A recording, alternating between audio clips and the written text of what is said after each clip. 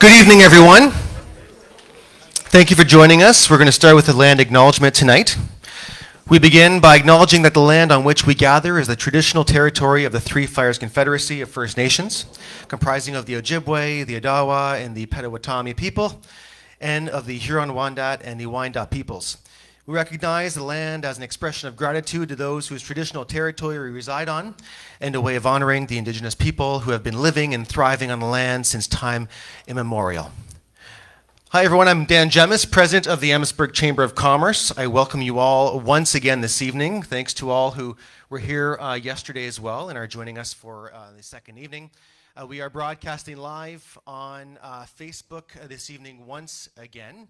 And it went very well yesterday, and you can find the video if you were looking for it from yesterday's debate on Facebook, and there'll be candidate night. Yes, it wasn't a debate yesterday, and it's not today. Okay, meet the candidates evening. Thank you, Anne, who's running the show. Yes. Okay, so the Chamber's mission is to impact the growth and prosperity of the Emmetsburg business community. We do this by taking a strong leadership role in representing and serving the interests of business, fostering a prosperous and sustainable economic environment, and contributing to the quality of life in our community, which is why events like tonight are so important. As we mentioned yesterday, two of our board members, Lyndon Crane, which you saw yesterday, as well as Chris Gibb, which is on tonight, are board members of the Chamber. And to protect the integrity of this event, they've been excluded from all planning and updates regarding this event and have received redacted minutes of board meetings where this event has been discussed. In fact, all the questions that are asked last night and tonight are only known by Anne, Michelle, and a couple of board members. Myself and the majority of the board have not even seen the questions. Now, I'd like to introduce the main parties working the evening tonight and making everything work nice and smoothly. Anne Creary, our general manager, who has done all the hard work for this evening. Thank you, Anne, for all your hard work. Thank you. Derek Roy, our vice president. Yes, big round of applause. All possible because of her. Derek Roy, our vice president, helping keep everything timed properly tonight. So thank you, Derek. We have Mike Chase of Lights, Sound Entertainment doing our sound this evening. Thank you, Mike. And Mike Lesperance of Corbett Entertainment and his whole team for the live stream. Thank you, everyone. And our moderator, who did a fantastic job yesterday. I'd like to welcome her up to the stage now, Michelle Molesky from CTV News. Thank you, Michelle. Thank you, Chris. Thank you so much, Chris. And again, thank you to everyone who's come out here tonight. Lots of familiar faces from last night, so thank you so much for making this a priority. Lots of thank yous to get through to begin with. Thank you to the candidates. Some of the council candidates are here this evening. To the deputy and mayoral candidates, thank you for volunteering your time, energy, expense in doing this for this community. It speaks volumes about who you are. No matter how October 24th goes, thank you on behalf of the town of Emmetsburg for putting yourself out there.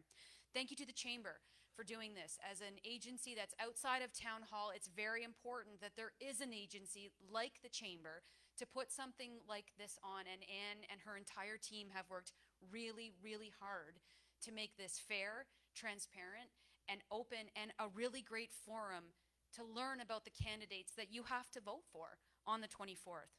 Thank you to everyone, again, who is here today. We appreciate your time. It is a long night. We have lots of great topics to get to this evening, so we're very grateful to you for your time and respect of the candidates while they answer these difficult questions. To the people who are on Facebook Live today, as well as those who might be watching later on YouTube, thank you for being involved in the democratic process that we enjoy here in Canada. Final thank you to the sponsors for putting all of this on. Cintas, Canadian Tire, Emmetsburg, as well as the Dan Gemis Realty team. Thank you so much. All right, thank yous are out of the way. Let's talk about process. So the candidates are all aware of this. They drew names for where they're going to sit on the stage tonight, which is much better than last night. We had so many candidates, it was hard to see them at times. So tonight, they're up there for everybody to see, so it'll be able to get a good look at everybody. They will have 90 seconds for their opening remarks.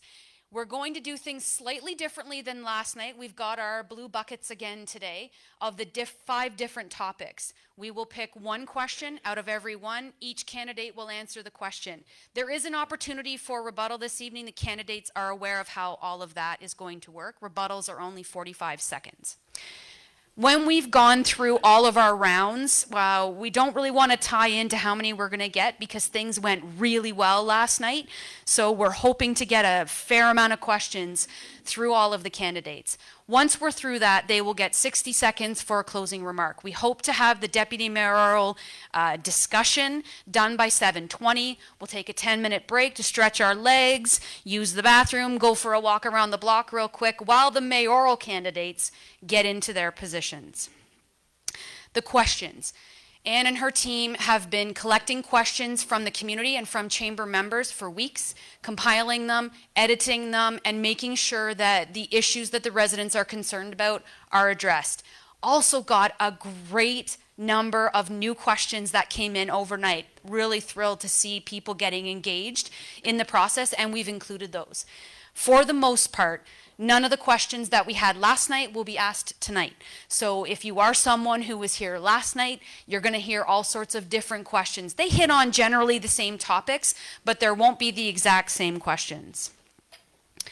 It's going through my... Can you miss it? The questions that we got last night have been added in as well. This will be on Facebook, the Chamber's Facebook page. You can go on there and click under videos, I do believe is where it goes, and you can watch this at any time. They also hope to have it posted to YouTube within about a week, but that is a technical process that I don't understand, but it'll be there eventually, so you can rewatch it if you want to, or to send it to people who maybe couldn't come here tonight, who maybe don't like or have Facebook. It will be there for everyone to see before Election Day, October 24th. Don't forget to vote. Advanced polls open in Emmetsburg on the 15th. So be sure to get out to vote to exercise your democratic right. Okay, enough from me for now. Yes, we've covered everything? Great. We're going to start with the deputy mayor candidates. And, this just in. Oh, mute the phones. Right, good one. If everyone could shut their phone off or put it on vibrate, do not disturb, just so we don't disturb our candidates while they're in the middle of answering these questions, which can be really tough. They have no idea what we're going to ask them, and it can be hard to think of those answers on the fly. All right. A quick note, Mr. Shaw, Joe Shaw, was here. He was in the room. He was ready to get up to be part of this, and he just got a phone call and had to leave unexpectedly. So we hope everything is okay with him and his family, but electors deserve to know that he was here. He was ready to be a part of this, and unfortunately he has left. If he can come back, we'll work on the fly to try to include him because he has every right to be here this evening. Enough from me. All right, I'd like to welcome our deputy mayoral candidates to come on up and take your spot. Chris Gibb, Dennis Sanson, Greg Moore, and Nancy Atkinson.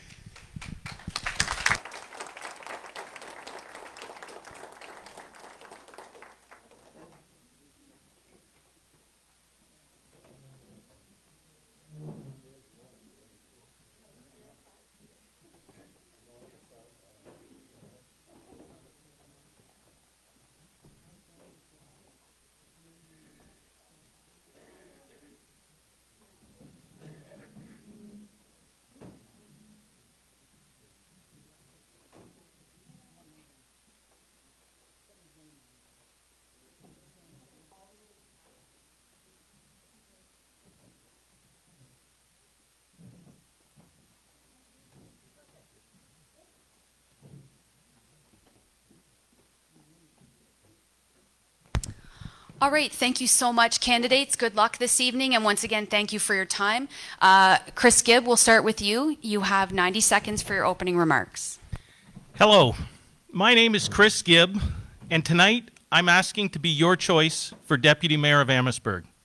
I feel that I have the experience, the insight, and most importantly, the vision to help lead Emmetsburg into the future. So, why vote Chris Gibb for Deputy Mayor? What do I have that makes me think I'm the best candidate for the job? Well, when I chose to leave a big corporate job 13 years ago and start my own business, I chose to start it in my own hometown. Those first few years trying to build a business from scratch showed me that I have the grit and the determination to work hard to build something better. And I want to use that same grit and determination to help make Emmetsburg better. Another reason I put my name forward to be your deputy mayor is that I have a deep passion for Emmetsburg. Currently, I'm the president of the Emmetsburg Community Foundation. I'm a longtime board member and past president of the Emmetsburg Chamber of Commerce. And I'm a longtime board member and was just recently elected president of Emmetsburg's Marsh Historical Collection. As you can see from my volunteer work, I'm passionate about this town, and I've been working with groups like I just mentioned to help make it better. Now I'm asking you to elect me as your deputy mayor so I can use my proven passion to help make Emmetsburg better. Thank you. Thank you, Chris. Up next, Dennis Sanson. I'm Dennis Sanson, and I'm running for the job of deputy mayor in the town of Emmetsburg. I hope you've seen my signs. I had a very interesting and promising career and number of jobs in my 62 years. I've been able to stand in front of classes and be an instructor and lead people where I'm very clear about what it is we're going to learn, what it is we're going to accomplish, and how everybody's going to be measured. I've been in rooms where I've watched military leaders explain mission, how they will achieve the mission, and that what success will look like. But when I was asked about how you would become a politician, the first thought that came to mind was, before I speak, I'd like to say something. Now, that may be funny, but what's going on in town right now is not. I am one of 9 children who were born from parents who saw the war and came to Ontario from Newfoundland pre-Confederation. I was raised to work hard, pay attention, and to help others when they needed without being asked.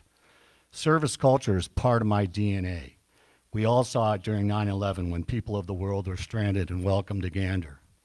I came to Anderden 27 years ago with a goal to plant a farm and establish a business. I'm prepared to lead, look behind the curtain, and ask the hard questions. Thank you, Dennis. Gregory Moore. Hi, my name is Gregory Moore. I've been here about 24 years in Emmetsburg. I was born in I was raised in Harrow, Ontario. I feel like I'm the best person for the job because I'm the most determined person for the job. I understand what common people want. I'm a common person. I'm just an average guy. I have 4 kids. I've been married for 22 or 23 years. My wife can tell you when she gets here.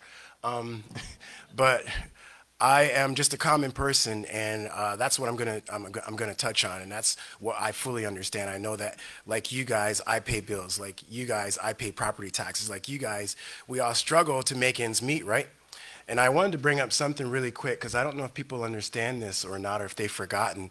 I got 44 seconds, but Doug Ford suspended our impact assessments, right, because of COVID, right? So for the last 5 years, we haven't had any real property tax increases based on the impact assessment because they were on hold. Those assessments are coming due. So that $200,000 house that you guys have is probably now worth $600,000 or $700,000. So that's really going to kick a lot of people in the butt, especially when they see that our tax bills are continuing to go up and up. So it's going to go up further once we get those impact assessments.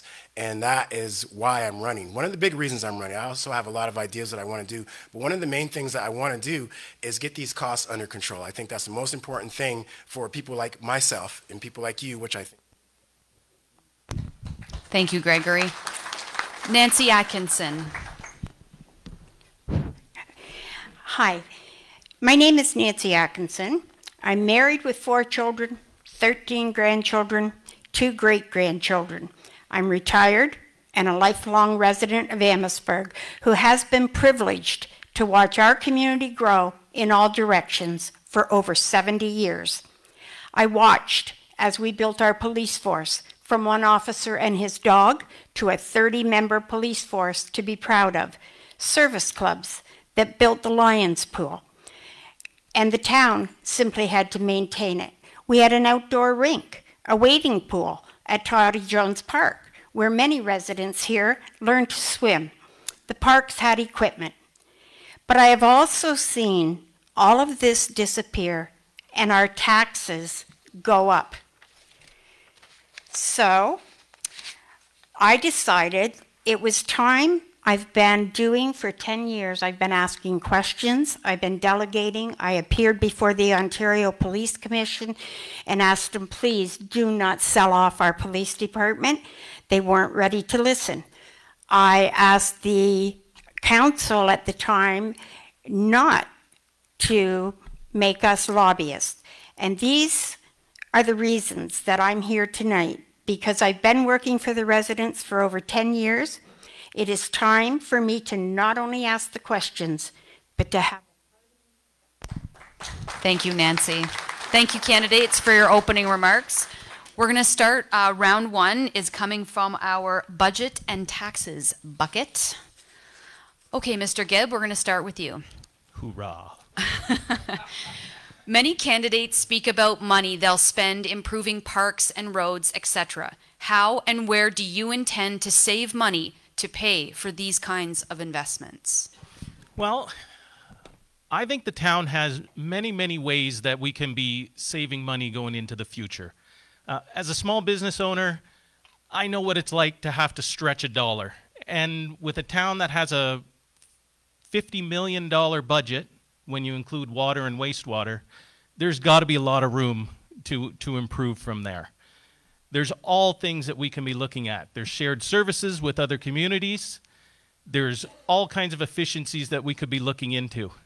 But we have to remember, cut is what got us to where we were 10 years ago. We also have to invest. A great quote that I read while preparing for this was, we didn't inherit this town from our parents. We're borrowing it from our children and our grandchildren. So while we have to save money where it's possible, we also have to invest. We have to invest in better roads. We have to invest in better infrastructure. We have to invest in our parks and all of the things that makes Emmetsburg a great place. It's a balancing act. We could get to a 0% tax increase. It all depends how much we want to cut. Or we can have a balanced budget where we're investing in our town so that when we do end up turning it over to the next generation, it's in better shape than we found it. To me, that's what we need to look at, is balance and investing your tax dollars wisely.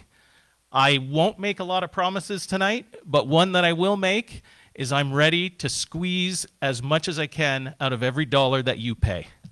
Thank you. Thank you, Chris. Dennis Sanson, same question. Can you repeat that? Absolutely. Is my mic there? Okay. Many candidates speak about money they'll spend improving parks and roads, etc. How and where do you intend to save money to pay for those kinds of investments?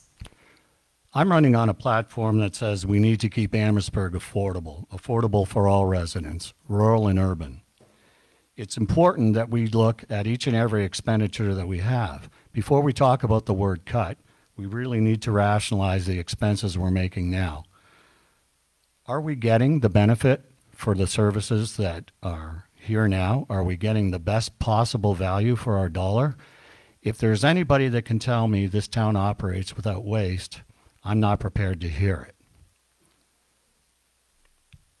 We have, the town is in difficult financial services or in difficult financial situation. We have a very large debt, and many would question whether or not the current level of services and the current level of debt are sustainable. I think it's time that I know that I will focus on what are the core services that are required. And those services will be chosen by the residents of this town. The people in this room and the people of this town know what's most important to them, from roads to parks and amenities. And we need to make sure that those are first and foremost for us and that we're getting every sense of value. We also know that we have gone to shared services, most notably in the police. We were promised significant savings, but have we? Have we actually realized those savings? Have we seen that the savings are there and they're consistent with the services that the residents of this town expect? I'd suggest a different approach to not only spending, and I am tired of hearing about wants and needs. Wants are what the town and our residents want. Needs are what they will require. They're not separate. Thank you, Dennis. Gregory Moore, same question. Okay, so this is exactly what I was attempting to address first. So if we look at this from a logical point of view, we have more employees than LaSalle. LaSalle's a lot bigger than us. So you're talking about cuts and you're talking about not cutting. Well, I mean, why do we have more employees in a city like LaSalle or a municipality like LaSalle? It doesn't make any logical sense. Why do we still have a 2% tax levy on our tax bills that was put there years ago that was supposed to be only temporary? Why is that still there? That should have disappeared. Why did we increase our budget last year by $6 million? Maybe almost $7 million. And people are saying, well, there's no room for cuts. Well, maybe there's not. I know there is.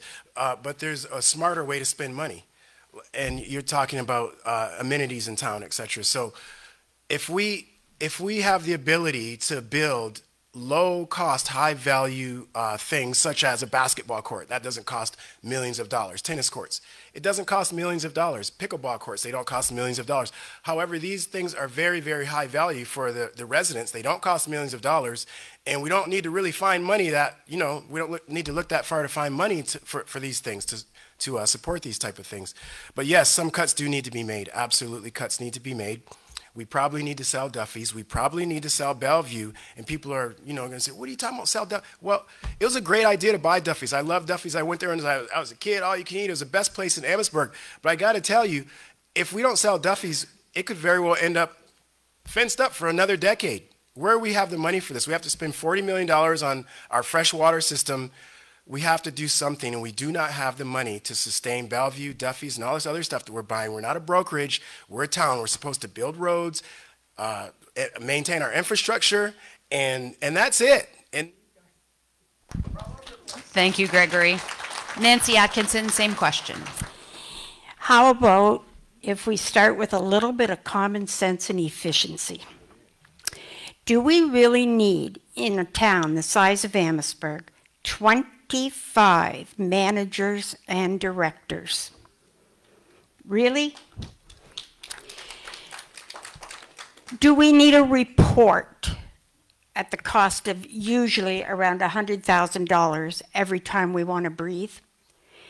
If that's the case, why do we have on-staff engineers, on-staff architecture, on-staff managers and directors? If they're not capable of explaining to us what something is going to cost, can we not then go, we want a pool. People want a pool. Can't we just go get a price on a pool, issue an RFP, take it to 3 pool companies and say, this is what we need. We do not need an aquatic center. We need a pool for our kids, for our swim team, for adults. We don't need motions that come to council that say funding to be determined. If you don't know where you're going to get the money, don't bring me the motion. Because you're the finance department. You're the one bringing this report before me. You should know where the money is going to come from. Efficiency in every department. Why is it at budget time that we simply say yes with no proof, no explanation, just give them the money? Efficiency. Thank you, Nancy. Okay, for round 2, this next one is coming from Economic Development and Housing. Yeah, and we're going to start with Dennis Sanson for this question. All right.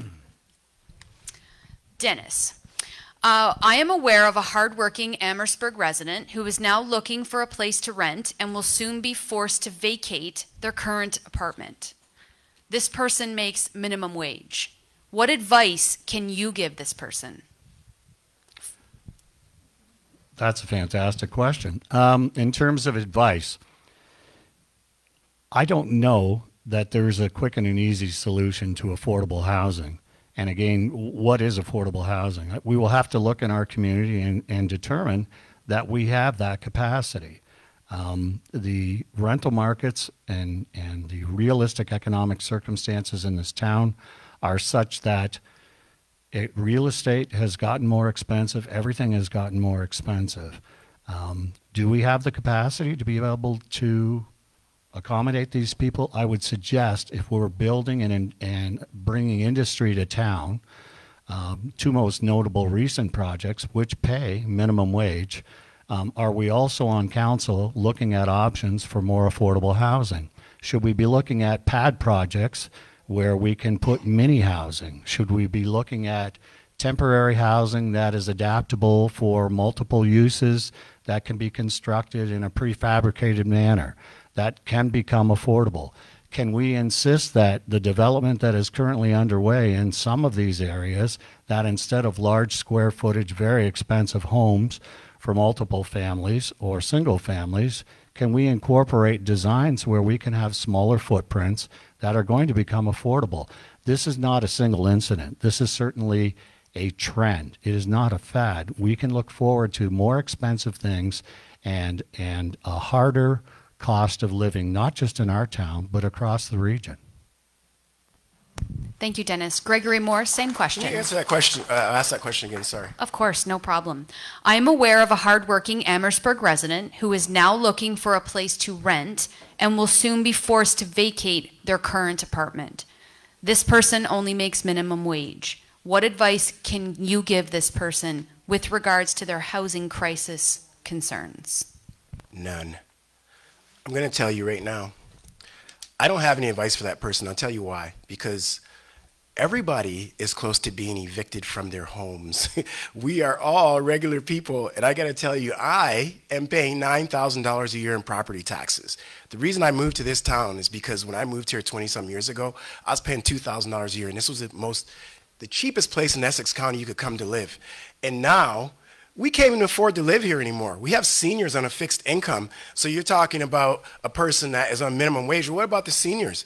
I've been talking to them, and I can tell you right now, they can't afford their property taxes. They're paying $5,500 a year for a semi-detached home. We have middle-class people who are deciding whether they want to pay their Bell phone bill or buy groceries or pay their property taxes or put gas in their car. I mean, you're having to make all these, juggling decisions. So how can I give anyone any advice when all of us are being strangled here? And that's why I think all four of us, or most of us up here, are running, is because we see a ditch and we're all about to fall in it.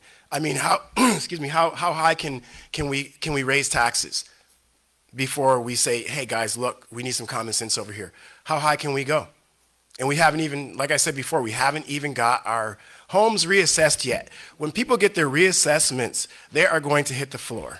I already got mine because I have a newer house and my home's already reassessed. But for the people that have older homes or whatever, when you get your reassessment and they tell you that $200,000 home is worth $800,000 now and they want more money, and the town keeps spending money recklessly and they keep coming back to you every time, every single year, year in and year out, with their hand stuck out telling you, I want more, I want more, I want more. Where does it stop? So I don't have any advice for that person. I'm trying to help you guys out. I'm trying to help myself out. I'm sorry, I don't have any advice. Okay, thank you, Gregory. Nancy Atkinson, same question. I have to agree to a degree with Gregory. I go to bed every night in a warm home after a good dinner. I'm very fortunate. I could never give advice to someone who can't do the same because I haven't walked in their shoes. And God willing, I won't have to. However, if I was approached by this person, we do have services for this, and in Emmetsburg, we're very fortunate. We have the ACS, we have a mission, and we have churches that reach out to these people, and I would certainly give them that information, if not take them to these places. No one can afford a home on minimum wage in this day and age. So, as a representative of our town and You know, we want people to live here, young, old, everybody in between. We want them to be able to afford to live here.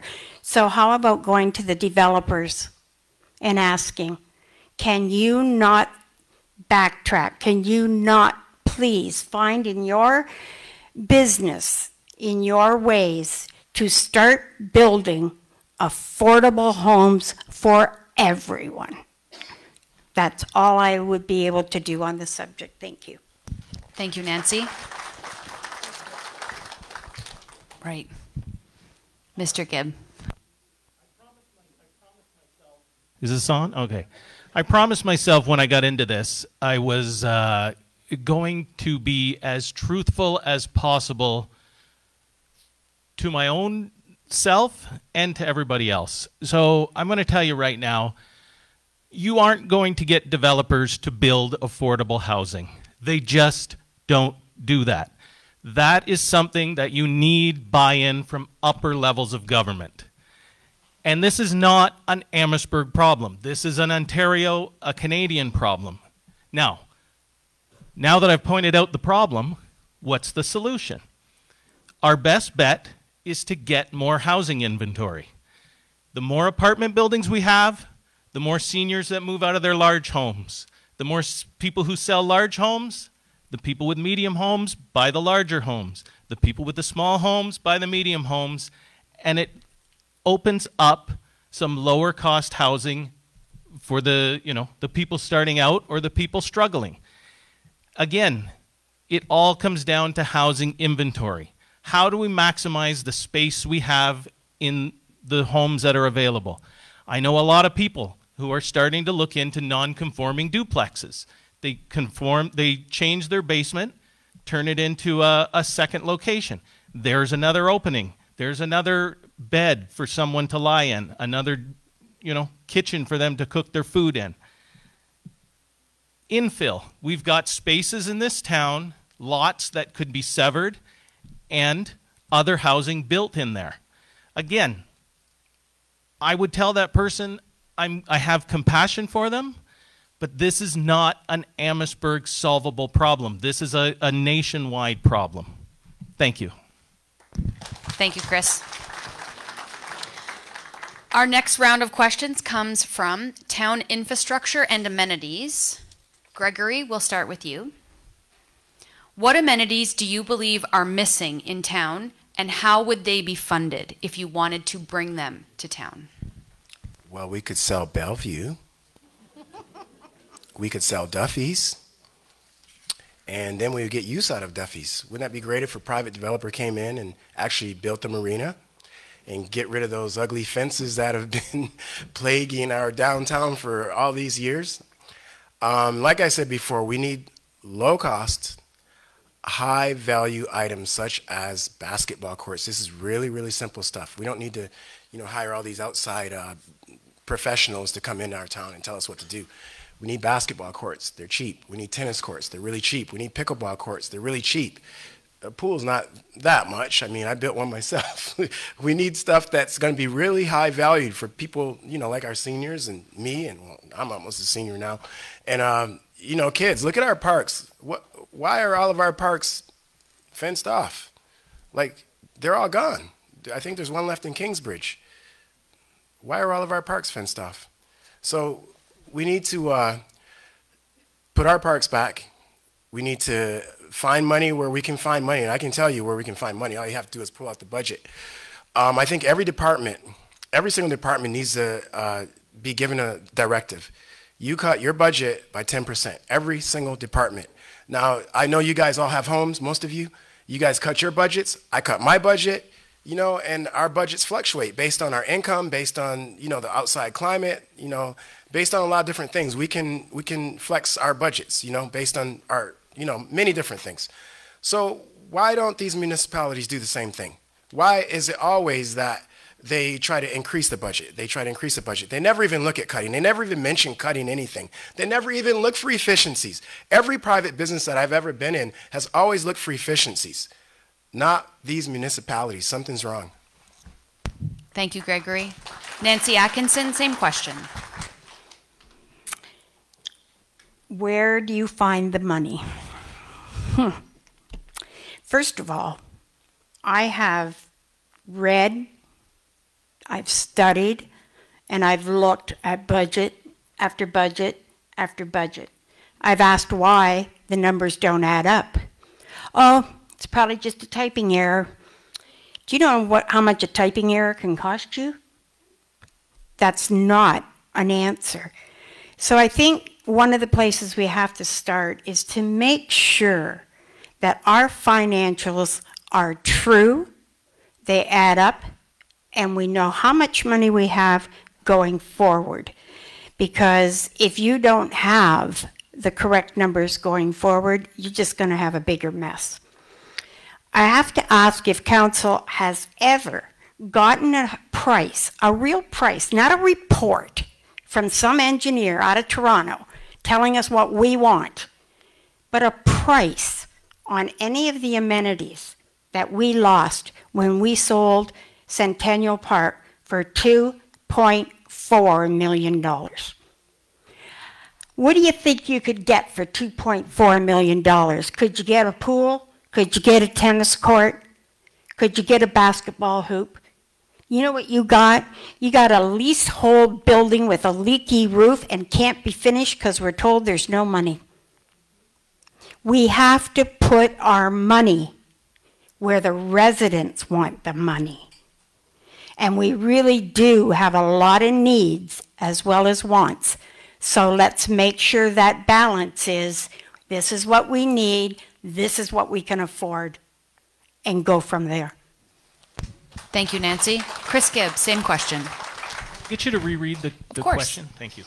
What amenities do you believe are missing in town, and how would they be funded if you were to bring them to town? Okay.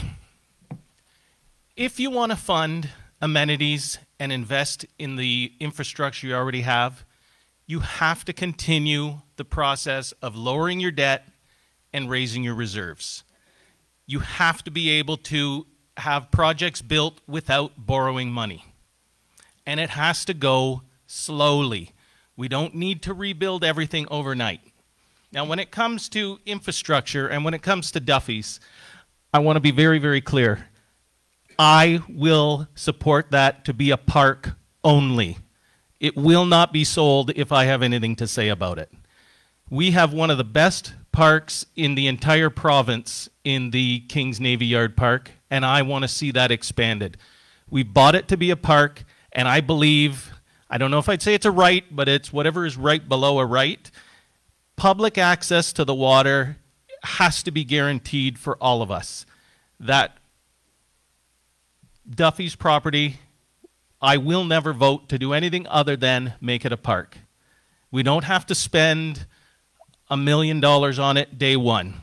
Get the fence down, get some grass, and then we can slowly add things to it. A boat launch, park, walking trails, things like that. You can take one of Emmetsburg's gems, which is your Navy Yard Park, and make it even better. That's what I see for the Duffy's property especially. In my last 24 seconds, the other infrastructure we need to take care of, roads, sewers, and water. That's basically what a municipality is supposed to do.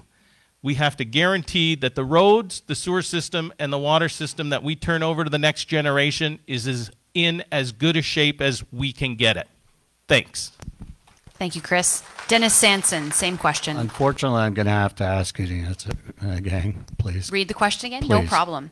What amenities do you believe are missing in town, and how would they be funded if you were to bring them to town? Thank you. I want to focus on amenities, and I won't digress to talk about infrastructure. Amenities in this town are those things that the residents feel that they need, and I'll use the word are entitled to. We are people in this town that pay taxes. What I search for are amenities with myself, my family at this stage in life are different than others. And I would suggest that there has not been an adequate job done consulting the residents of this town on what amenities are first and foremost to them. In consultations I've had with the citizens here, there are people that say, could we just put our existing parks to work? We have all kinds of green space that is either in a state of disrepair or equipment that cannot be used, and I cannot understand how there is not money in the existing budget to get our existing amenities up and running to the standards that we are entitled to have. With respect to the waterfront and the other wonderful assets that we have in this town, we do need to hold on to that waterfront. It would be insane to let that go. Waterfront is not something that you can recreate. And I believe that the people of this town, by virtue of the town purchasing it, are entitled to be able to enjoy that waterfront. I'm not sure it's going to be the grandiose plan that we have for Duffy's, but I think there is a way to get access to that waterfront open and accessible and usable for people who want to fish or enjoy it. We do have the Navy Yard Park, but as people are aware, it is a passive park. It is passive. That means that when things like wine festivals and so on that have gone on here, they can't go on in that type of space. So we need to rethink where that's going. Last but not least, I do not believe we can afford a world-class pump track skateboard park when we can't afford the basic amenities. Thank you, Dennis. Okay, the next round of questions comes from Town Hall and Tourism. Nancy, we're going to start with you on this one. That's not good. Nancy and all the candidates, what is your position on award system versus councillors at large? If it remained as councillors at large, how do you ensure that you would make sure that the entire council is representing all of the citizens? Good question. In fact, I've been asked several times what the ward system is. I do not support a ward system. We're Emmetsburg.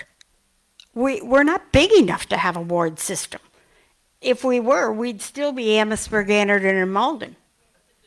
But we're not. We're Emmetsburg.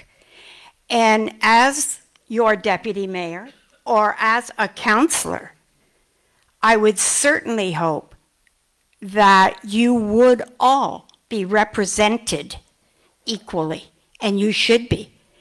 If someone is running to be a councillor and is asking you for your vote, then they should be held to task to represent you. And where you live shouldn't matter. I don't live in Emmetsburg proper. I live out in the country. I recently asked our mayor where the rural area was and what do they get. And he said there is no rural area. I think there's people here that would disagree with that. I live in the rural area. There are things I don't get. There's things I don't expect. I'm not going to ever see streetlights. I'm not ever going to see hanging flower baskets. But I am going to have to pay for them. I would, however, like to see the weeds removed from my front yard that the town put there. So there are services that the town proper is going to enjoy, and there are services that the rural area is not going to enjoy. A ward system is not going to change that. I want all 5 councillors representing me, all 5 of them. Thank you. Thank you, Nancy. Chris Gibb, same question. So we're going to find out from the people of Emmetsburg, or at least the people of Emmetsburg that vote, what they want as far as a ward system or not a ward system. We will most likely not have 50% voter turnout, so it won't be binding, but it will give council an indication of what people are thinking out there. For myself, I don't see the advantage in a ward system. I agree with the prior candidate. I would rather yell at 7 people than only be able to yell at 2. So I don't see what a ward system does. We're one community. We're one Emmetsburg. Oh, and then you said about how would I represent all of the people of Emmetsburg. Well, in my day job, I sell home and auto insurance, and I can tell you that people have no qualms about calling me and complaining about how much their home and auto insurance costs. And I fully expect the people in this room, if I'm fortunate enough to be elected will feel free to reach out to me with all their other concerns. Like I said, we're one Emmetsburg. You get 5 councillors, a deputy mayor, and a mayor to represent you. I just don't see a ward system being a better value than that. And that's the end of my story. Thank you, Chris. Dennis Sanson, same question. So I'm going to ask again. No Thank you. problem. No problem. What is your position on a ward system versus councillors at large? If it was to remain as councillors at large, how do you ensure that you, as deputy mayor, would be making sure that council as a whole represents the entire community? Okay, to comment on the ward system, I'm not necessarily sure that it will happen based on how it's been approached. That said, I think the ward system is a symptom, and a very clear symptom, of what is wrong with the town. My campaign started in what I call the 2 townships, Anderton and Malden. I've been here 27 years. I moved to Anderton. I watched the amalgamation, and I quickly watched that we were the folks that have been left behind. Very interested in our tax dollars, very interested in the assessment, but consistently the rural areas have suffered as part of this federation. I'm in a unique position because I'm close to McGregor Center. And in McGregor Center, we share services and amenities with a neighboring municipality just on the other side of the yellow line on the road. We don't have the things that we should have and are, again, I'll use the word entitled to. So if the system is not working for the residents, it's part of the reason that I'm running. I believe that the voice that I will have as deputy mayor, both locally and regionally, will work to accomplish what I think will address this disease. And the disease really is the residents in Emmetsburg, both rural and urban, are being poorly served. Thank you, Dennis. Gregory Moore, same question. Yeah, I too live in the old Anderton on Texas Road there. So yeah, it should be called an award system, not a ward system, because you get certain awards based on who you're friends with, etc. I've seen this thing, and it'll be a complete disaster. Have you ever went to Home Depot and asked the plumbing guy about electrical? Oh, I'm sorry, I don't work in that department. Well, nobody seems to be accountable when you have that type of a system because nobody knows what you're talking about. They're not even interested in helping you. Go to Home Depot tomorrow and try it out. I don't work in electrical. I'm sorry. Oh, I don't work over in that lumber. I don't work in this department. Well, who works in this department?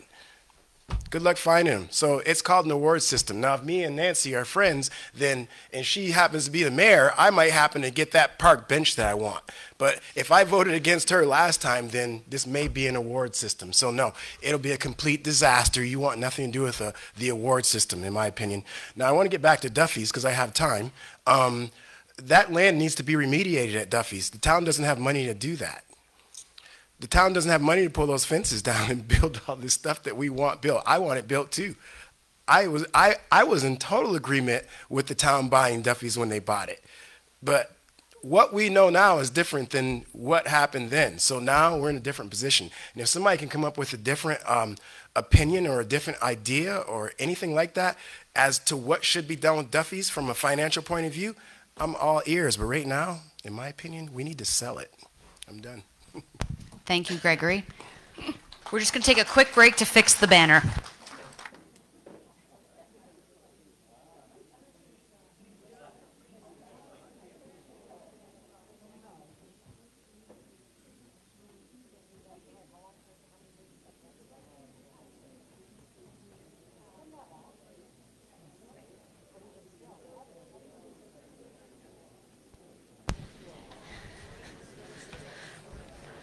Okay.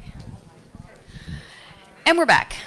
So now we're moving to the bucket of personal qualifications and vision. And we're back to the start. So Chris, we're back to the start with you. All right. So you're going to start us off with this question, please. Please expand on your top priorities as outlined in your opening statement.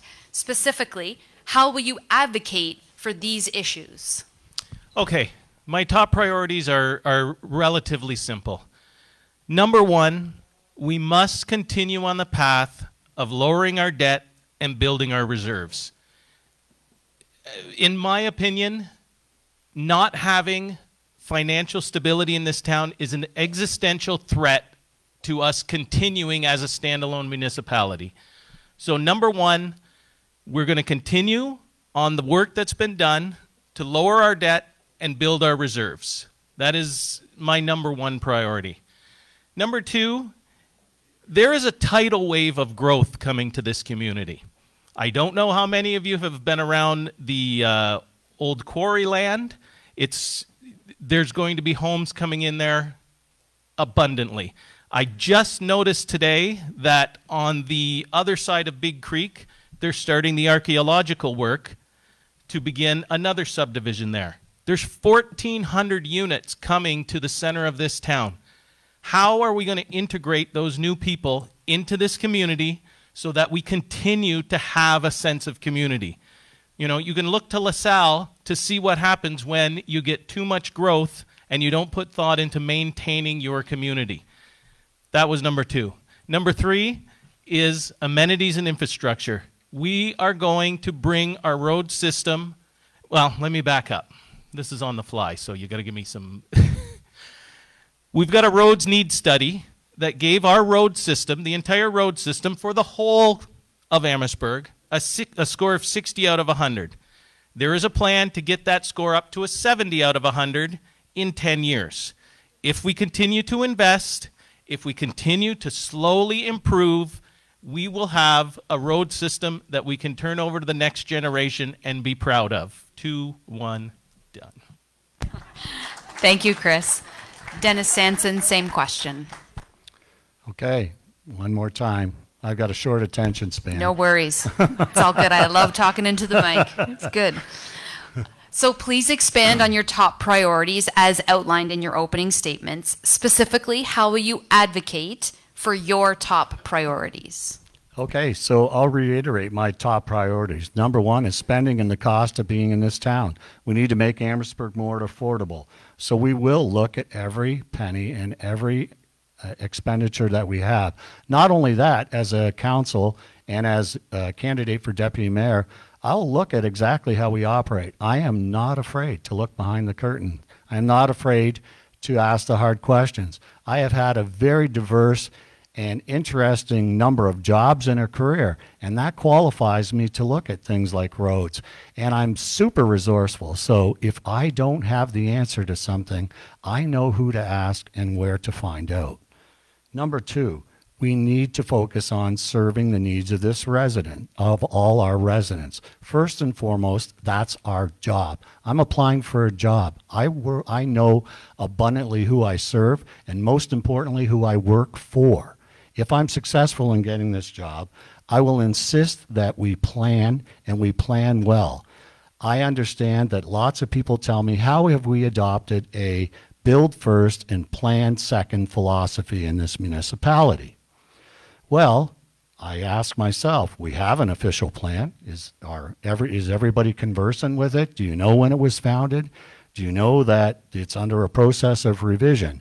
Do you know what provincial policy statements are? Do you know that we're being impacted more than ever by ministerial zoning orders? Do you know what they are, how frequently they're used? I have residents that ask me, why do we have bylaws if they're constantly being amended without our input? I think that we are going to have to plan from a totally different perspective. We're going to have to start with the two key things in mind: residents' needs and costs and expense. Thank you, Dennis. Greg Raymore, same question. Hi, yeah, all these questions keep going back to the core focus, taxes, spending. So everybody knows my answer. I mean, we are spending too much money, and I hate to beat this old dead horse, but the horse is still trying to get up. So we're spending too much money. I don't know how else to say it. We have to cut our spending. We have to focus on what we're spending our money on, why we're spending our money, and where we're spending our money. So that's probably, I think, the residents' most important thing. I know they're opening their tax bills thinking about that. They're opening their heating bills. They're opening their telephone bills. They're opening all their bills. You know, I hate to see the mailman come to my house every day. I'm wondering, is this another bill? Yeah, it is actually. So, and I know everybody's in the same situation as me. everybody is being pressed because, you know, we're being pressed for everything. So taxes and spending, and it all comes down to spending. You know, why is the town allowed to continue to come back to the well for more and more and more? And we really need to refocus. And you know, my only position here is to represent the residents. You know, that's all I want to do, is represent the residents. And I don't think you could find a better person than me. I don't think you could find a better bulldog that'll bite that bone and not give up. You guys know what a pit bull is? That's me. So if I get elected, there will definitely be some changes in Town Hall, because I don't believe that there has been, I believe spending has been remiss, and it's just been almost to a point of carelessness. So that's all I have. Thank you, Gregory. Nancy Atkinson, same question. Could you repeat it, please? No problem.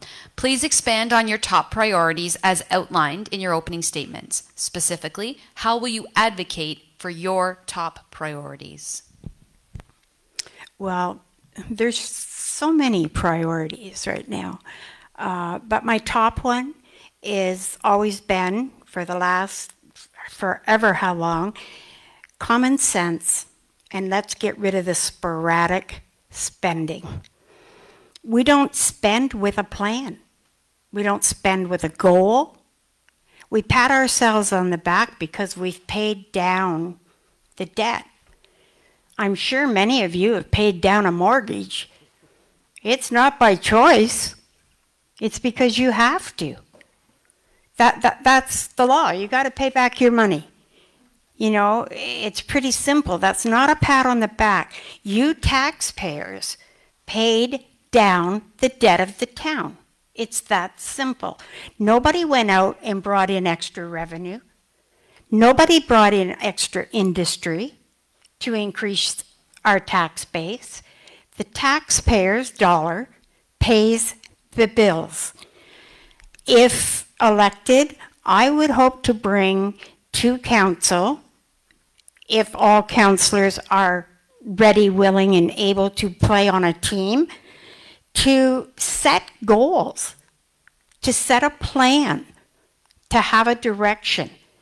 Not do a budget because we have to do a budget, but do a budget because it's the plan for the next 12 months. And the only thing that gets spent within that 12 months is the budget, unless there is a severe emergency. Why have a budget if all you're going to do is spend outside of it? That's my priority, is a budget that we stick to and an end to sporadic spending. Okay, thank you, Nancy. Who are we looking for? Is Wayne Mackey in the house? Or Dwayne? We gotta do some more refurbishments on the banner here. It's not cooperating.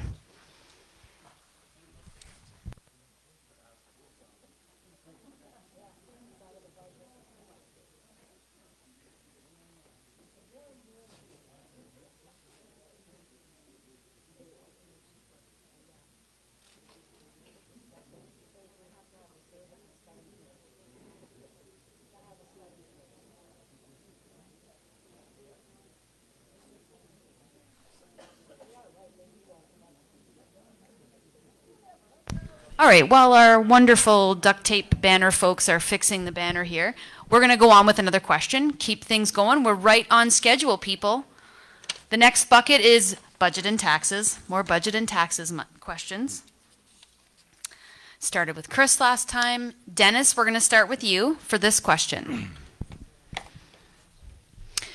What is your position on budgets specifically? If the entire budget is not spent, do you reduce it the next round or allow it to stay in reserves? Many times I've heard the managers have to spend their entire budget on unnecessary purchases in order to get the same or more in the next budget year. What is your opinion about this issue? This won't need 2 minutes. All right, the town of Emmetsburg is a large and a bureaucratic corporation. You should understand that. I've worked for almost 2 decades in a large bureaucratic corporation and community college system across the ministry and also in the community college. And exactly what you say is exactly what has gone on. The answer is simple. Number one, if you were able to come in under budget, the first question I ask is how can you do that again next year? And the second part of the question is that money stays in reserves or pays down debt. Can I save these minutes for another response? You can talk about something else if you wish with your time. No, fewer words is better. Fair enough. Thank you, Dennis. Gregory Moore, same question. Yeah, I'm with him. So this is called baseline budget that you're talking about, and it's another disaster. If you give me $50 of allowance and you tell me that, well, Greg, you know, I gave you $50 this week, but next week, if you don't spend the 50, you're only going to get 30. Well, what do you think I'm going to do? I'm going to spend 60 and tell you I need 70. And that's what's happened with Emmetsburg. I'm done. I didn't even need a minute. All right. Thank you, Greg. Nancy, the challenge is on. You still get your 2 minutes. I'm totally kidding. I do not need 2 minutes to agree with these gentlemen. I've said it right along all the time. Fiscal responsibility. Just because you needed $1 million last year doesn't mean you need $1 million this year. Even if you only want 50,000, prove it. Prove to me that you need what you're asking for, or you don't get it. Thank you. Excellent. That was a rapid round. I'm impressed. All right, we're moving on to round. Oh, wait. Oh, I always forget you. Whoa! This is what happens when it went too quickly. I'm so sorry. I did it again. Sorry, Chris. Mr. Chris Gibb, your answer. I may just take 2 minutes, just to be different. Okay, as someone who has developed budgets and tried to work within budgets for years and years and years, the first rule about budgets is you don't know what the hell the future has in store for you. We just got done 3 years of the world being turned upside down. So you know what? A budget is just a plan. This is what we think is going to happen. But anybody who knows anything about budgets knows anything can happen. So you have to trust that your staff knows what they expect to have happen. They present the budget to town council. And I'm going to say, for these people in the past who've said, well, we can't control it, we can't control it. Yeah, you can vote no. You can have it cut. You can do all kinds of things. So don't blame your staff that they're not following the budget. That's why we're sitting up here to be elected. That's what we're sent to town hall to do, is to follow the money. As far as if you have a budget surplus, my answer is real simple. It's going in reserves, baby. It's going in reserves. Because, again, my single biggest fear for this town is we do not have enough money to deal with the next big problem that's coming down the pipe. And when you're in business, you always want to have a reserve fund. You always want to have a rainy day fund. So if we're fortunate enough that departments come in under budget, my vote is reserves, reserves, reserves. That's my 3 votes. Thank you. Thank you, Chris. And now we're going to go on to another round. Okay, sorry about that. This one is town infrastructure and amenities, starting with Gregory. Last night, candidates talked about the downtown core. I believe you were here last evening. What are things you would like to see in other communities in Emmetsburg, like River Canard, McGregor, and Malden Center? That's a good question. Well, I live in the old Anderton, so I think somebody mentioned streetlights before. I mean, we really want our roads paved. I mean, like I said, the town, they tend to focus on, I guess, the old Emmetsburg, you could call it, or the downtown core. But if you drive outside of that, you'll see things that need to be done, and mainly roads. These roads are dilapidated. Like most of Texas road is still gravel. That's really strange. And a lot of our roads are they're original roads. Like you drive in Crown Ridge, and that's like the original road they first put there. So there's a lot of roads around town that need to be fixed. And I think we're really focusing on a lot of peripheral things in this town. And the main core focus of the town should be infrastructure, roads, you know, the real core issues like that. And we're focused on everything else, like buying buildings and land and property and all this stuff. And we should be fixing roads. I don't know what they're doing buying all this stuff anyhow. When all our roads are cracking, we have, you know, a lot of things that actually need to be fixed and have to be fixed and must be fixed, such as our water, our fresh water drinking system. I believe it's going to cost somewhere around $40 million that we're going to need to upgrade that really soon. And yeah, we don't have money for that either. So we could have money though. We could, and like I said, just like I budget my money for my household, you budget your money for your households. Everybody here understands how to budget money, except for the town of Emmetsburg. And that's the problem we're having. So if we can get common sense people on this council that understand, not just talk about budgets, but that have actually had to budget, that have been forced to budget, I think we'll be in good shape in the future. Thank you, Gregory. Nancy Atkinson, same question. Could you repeat? Of course. Last night, candidates talked a lot about the downtown core, but what are things you would like to see in other communities in Emmetsburg, like River Canard, McGregor, and Malden Center? Well, let's start with Malden Center. If I was a resident that lived out in the subdivision where St. Teresa Road is in Urs Country Kitchen, I wouldn't be a happy resident. I would like to see the fences taken down from the ball diamonds. Who fences ball diamonds? I was told that it was done on the condition that softball, or slow pitch could be done for the summer. That didn't happen. It didn't meet the slow pitch rules. Then why weren't the fences taken down? They were put up, take them down. They're wrong. So there was no slow pitch played in Emmetsburg for the first summer in how long? Didn't have anything to do with COVID, had to do with fencing. We're good at fencing.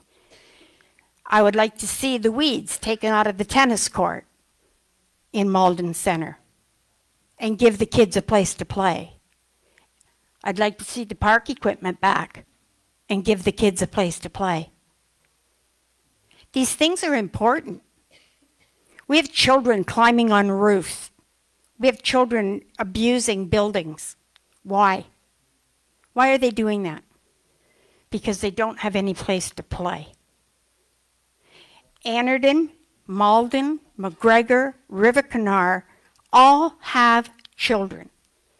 When a developer does a subdivision, there's allowances for parks. Quit taking their money and let's see some parks. Thank you, Nancy. Chris Gibb, same question. I'm really sorry to do this to you again, but It's all good. No worries. Can you repeat the question? Absolutely. So there was a lot of talk last night about the downtown core and amenities in the downtown core. What things would you like to see in other more rural communities in Emmetsburg, like River Canard, McGregor, Malden Center? Okay. So I have a bit of experience with this. I spent the first half of my life living out in the old Anderton Township at the corner of the Second Concession and Middle Side Road. Then I married a townie, and she made me move into town. And throughout this campaign, when I'm, door knocking, and we were just out in McGregor, I think this weekend, we spent time out in some of the areas in Malden and in River Canard. And I've always found it fascinating how these small areas in the rural part of Emmetsburg are almost like their own little communities. I know when I grew up, we thought of ourselves as River Canard people, or almost LaSalle people.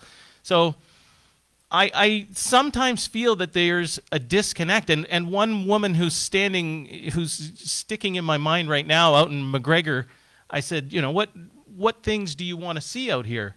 And she says, we're pretty happy. We just want to be left alone. So, I mean, I'm open to listening to the people of those parts of our town. I want to know what their concerns are. Bring them to us. I don't see anyone on past councils who would sit there and say, well, I specifically don't want to put money here, or I specifically don't want to do that there. Most of the taxes for the town come from the center of town. But we do have to keep an eye out on these outlying communities and find out. But it's up to them to bring it to us and tell us, what do you want to see? What amenities are you missing out on? I'm open to listening. Thank you. Thank you, Chris. Dennis Sanson, same question. I just need to make sure it's amenities and not infrastructure. Is that the question? It doesn't. It's under the heading of town infrastructure and amenities. Okay, so it can be both or one or the other. Okay, start the clock. Excellent. I'm going to start with, in order for you to understand the needs, I'm going to go back to my point. You need to consult with the people. You have to find out in each and every one of those communities, and it's quite right, they are communities. They were there long before amalgamation. They're accustomed to things, and they understand what has happened as a process in amalgamation. When I moved to Anderton, we had our own cops, we had our own fire, we had our own town hall. There was money in the bank, we had reserves, the roads were great. Now, that's not the case.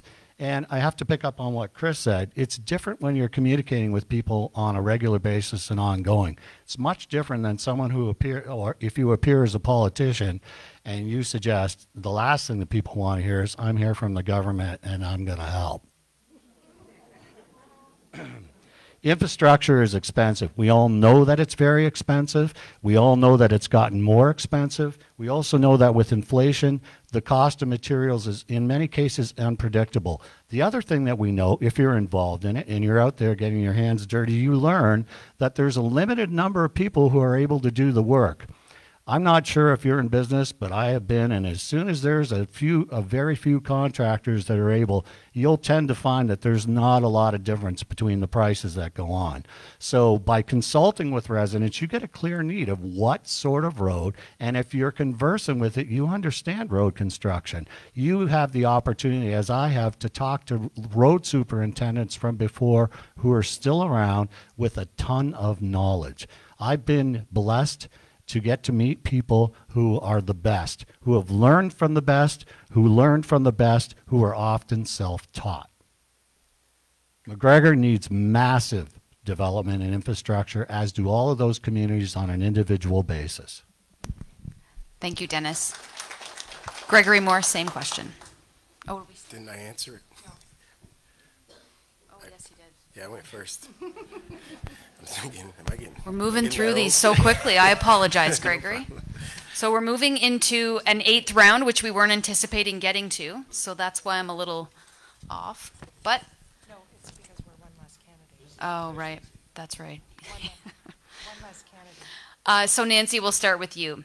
There's been a lot of turnover and controversy over top leaders leaving the town.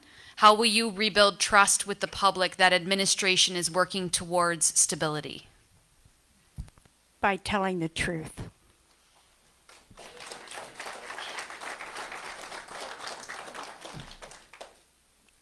That's it. They just want the truth, and I will give it to them to the best of my ability, because that's what we need. Truth going forward, respect going forward, and if we have those and we use them, the trust will come back.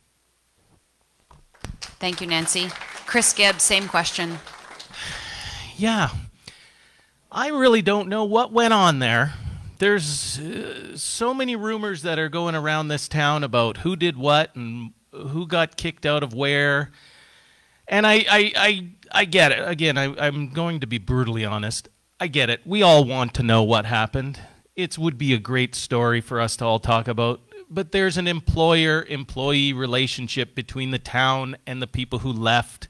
That can't be violated no matter how much we want to talk about it or post about it or gossip about it. It's just the basic reality of employment law. So we're going to have to get over it.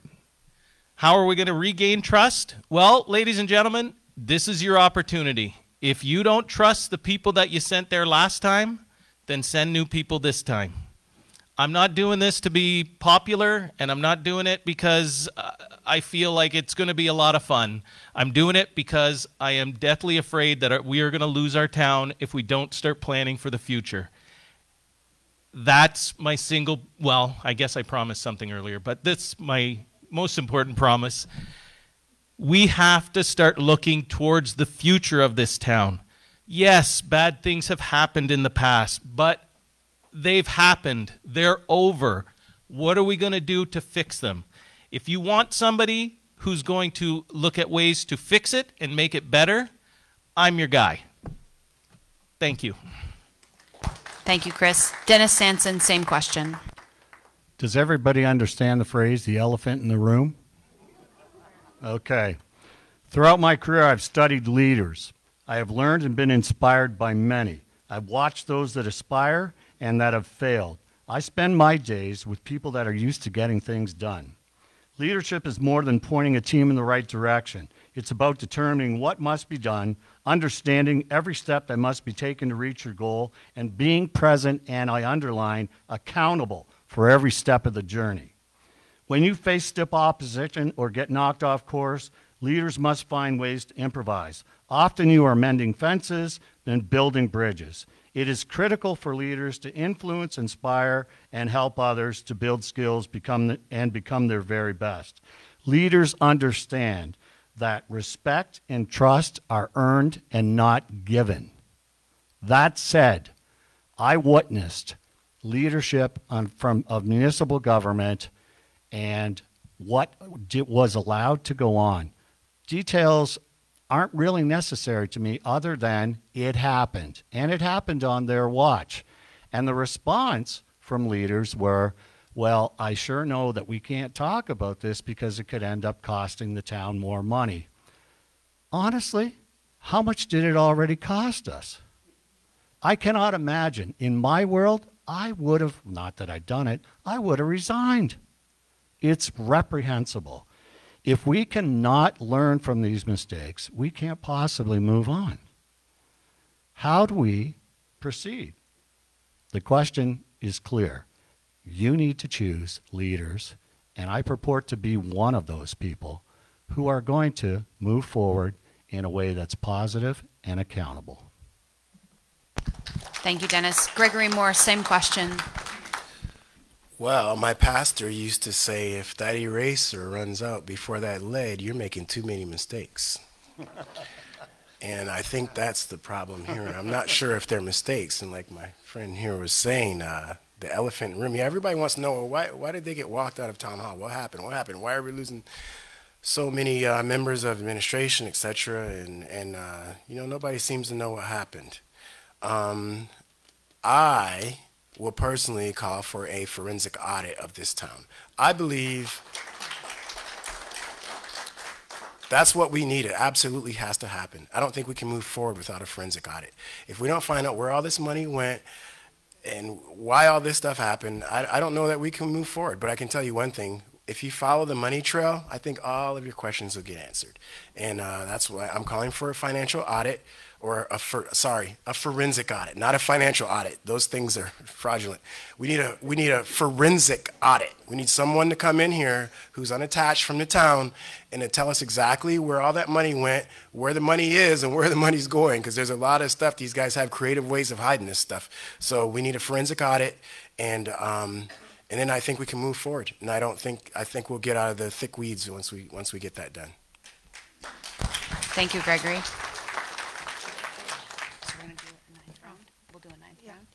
Okay, we're going to do a ninth round. This one will be the final round, and then we'll do closing statements. This one is economic development and housing. And Chris, we're going to start with you one final time.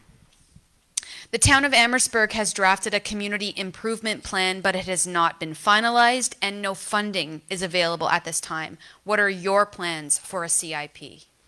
Well, a CIP is a great idea on paper, but we have to be careful when we start to drive the horse, so to speak. Developers know what they want to do, and they know what is going to make them money. We have to work with them. We can't force them into pigeonholing something that might not belong there. The market decides where certain structures or where certain developments are best to occur. The other issue with a community improvement plan is the province right now is focused on more homes, more homes, more homes. We have to be very careful if we're going to start to try and direct that activity, because we're going to end up in litigation. Thank you. Someone said it. Thank you. We're going to end up in litigation with developers. So for certain areas of town, like the downtown, we can try to influence what we see there. But for other areas of town, it's up to the market to decide what the best and highest use is of that area. You know, once we start to decide what we want to see, well, I'm not a developer. I don't think any of the people up here are developers. There are, you know, let the market decide what needs to be brought into certain areas of town. Thank you.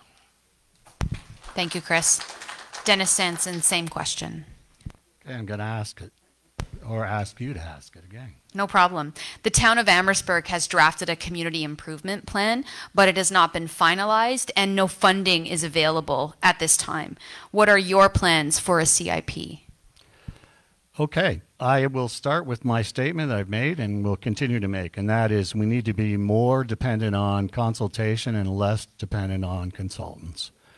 Community improvement plans, business plans, all of these sorts of plans are dependent upon the best quality input, and that always starts with the residents and the experts in the field. You have to recognize that you need to elect people that are resourceful and can consult the developers, the people who are in the field, who have the ability to look at what it is you're hearing and balance that against what people are preparing to offer and act in the best interest of the residents of this community. We do have unique opportunities in this town, and I am not comfortable in focusing on continuously on what people identify as the problems, and I am not comfortable focusing on people who are not prepared to be part of the solution. There are solutions out there, and if you elect the right people, we're not dependent on consultants. I am tired of elected officials hiding behind, quote, administration. They're not being led. If they're being led, we have a plan and we have leadership. We have a situation where we know what it is we've committed to doing, and you can engage people and you get their trust and you get their respect because you're doing what it is that you have said you will do. Thank you, Dennis. Gregory Moore, same question. So, could you ask the question again, please? Sure, no problem. The town of Emmetsburg has drafted a community improvement plan, but it has not been finalized and there is no funding attached to it at this time. What would your plans be for a CIP? Community improvement plan. Well, we could improve the community, first of all, by talking to the residents. I mean, well, listening to them, because we've been, you know, you have meetings here, you have meetings there, but I feel like the residents haven't been listened to for a very, very long time. We've had consultants about the police department. I don't think they were listened to there. We had consultants about the parks.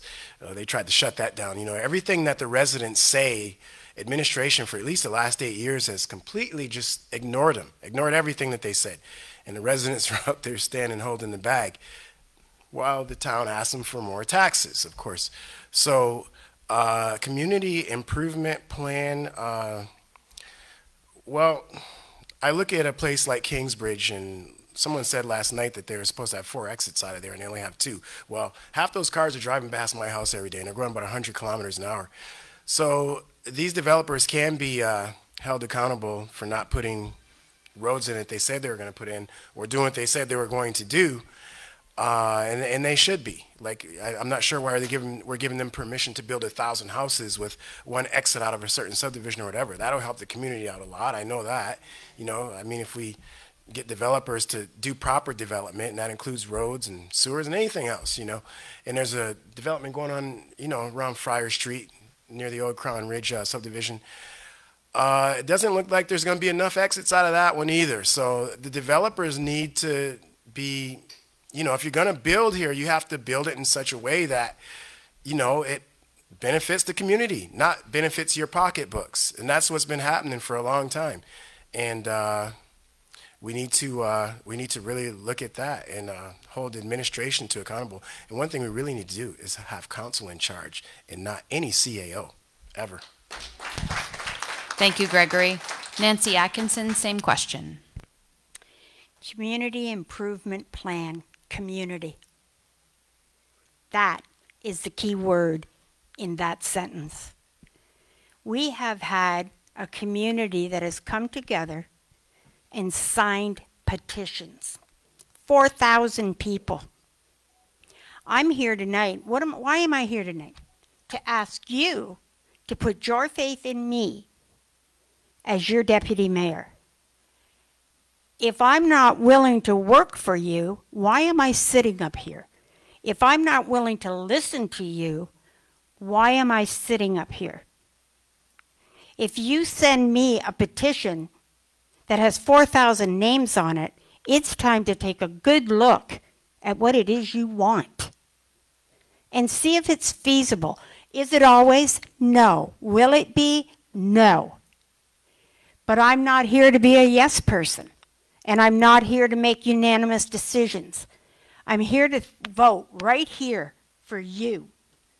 That's the only reason I'm here. I gain nothing by being here other than knowing that we have a community that will work together, talk together, and more important than anything else, we will listen together. That's not happening, and it needs to. The residents have a right to be heard. We asked them tonight to vote for us. Why would they if we're not going to listen anyway? They can go and talk for themselves. They're putting their faith in us. We need, above all else, to listen. Thank you so much, Nancy. We are ahead of schedule, but we are going to go to the closing remarks now because we did get 9 full rounds done. And because we're early and because the candidates asked for it, we're going to give you 2 minutes for your closing remarks now, and we're going to go in the opposite direction. So Nancy, you were on a roll. I wish I could have just said, keep going, stretch into your closing. But in fairness, we had to stop and start again. So Nancy, we will begin with you. 2 minutes for your closing remarks. Wow. Close it out. I've been doing this for a lot of years. And I also, you know, I hear a lot of talk about business and all of these things. So let me tell you, I have been a part of a family business in the town of Emmetsburg for 45 years, through 2 recessions.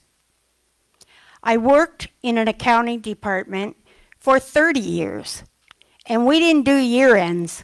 We did month ends, and we better get them done, and we better get them done on time. We couldn't bring a month end to our boss 6 months later. The month end was done within 5 days at the most. That's 12 a year, not 1. We always knew where we stood. It was part of my job to let our boss know where we stood. I've been responsible for accounts receivables. I've been responsible for accounts payable. I don't come up here lightly. I don't come up here without a lot of thought. And I really would like your vote to carry on. And if you want a new perspective and you want change in the town of Emmetsburg, then who better to give it to you than a woman?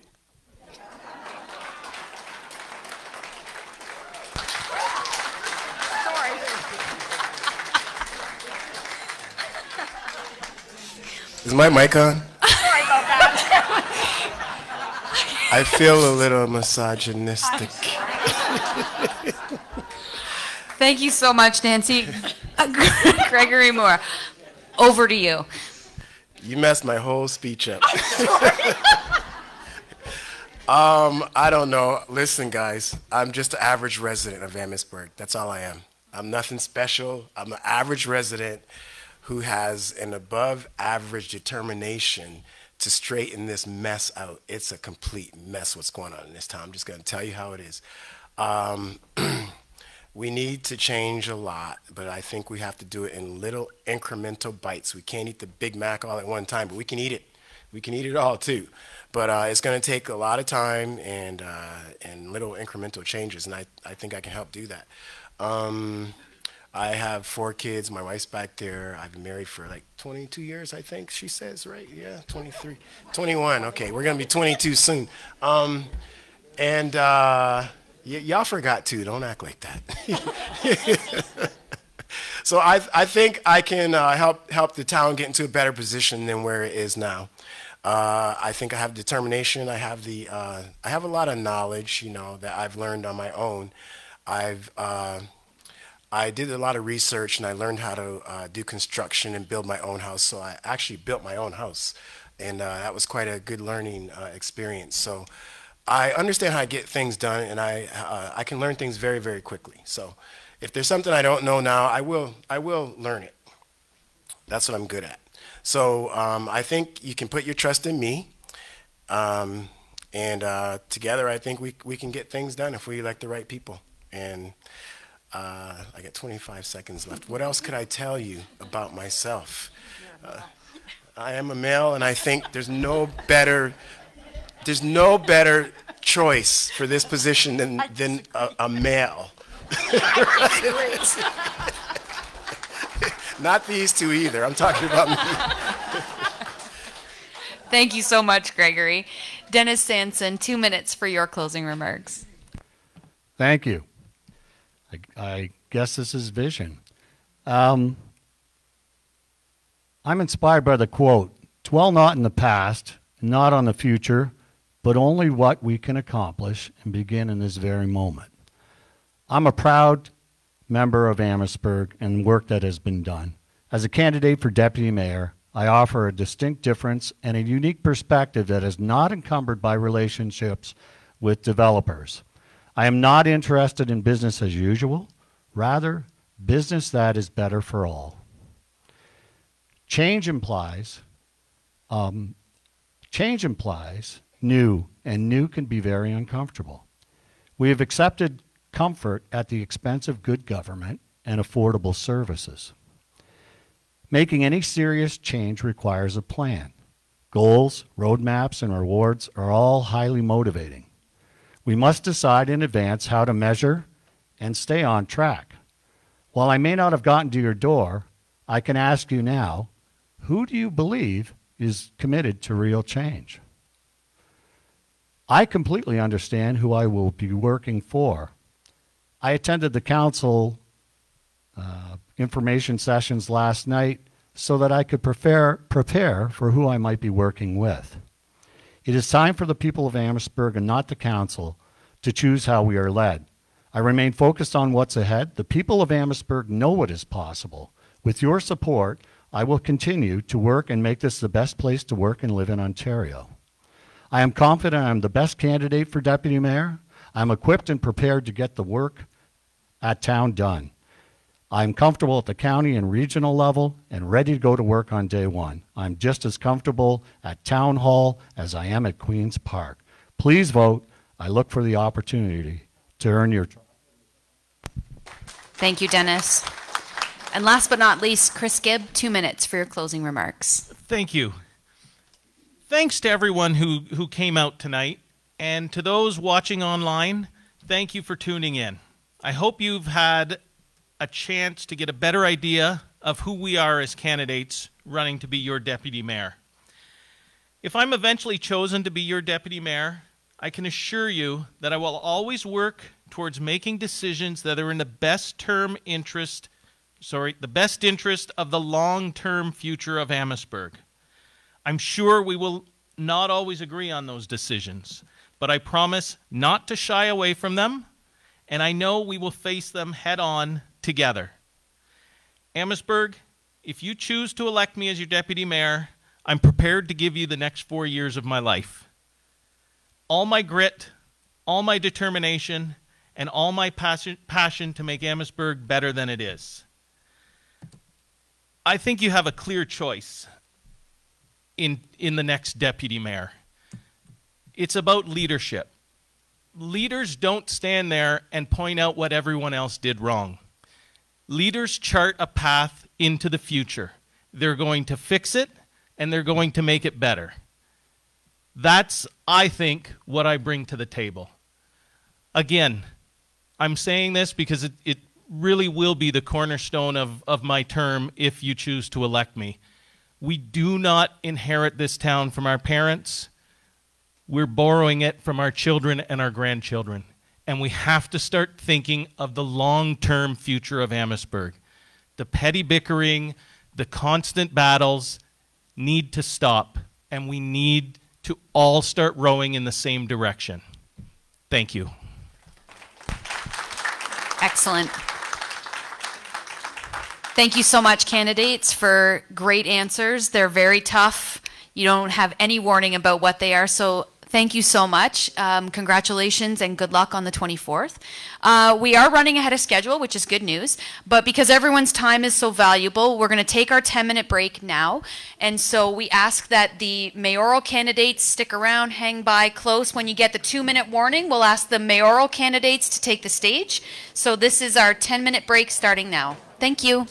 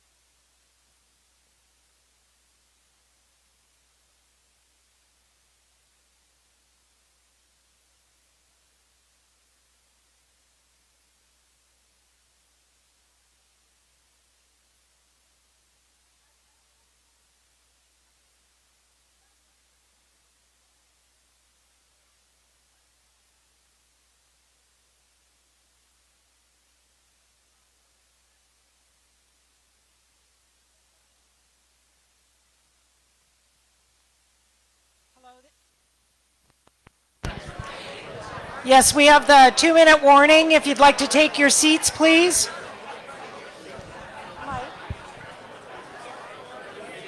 If you could take your seats, please. Do what?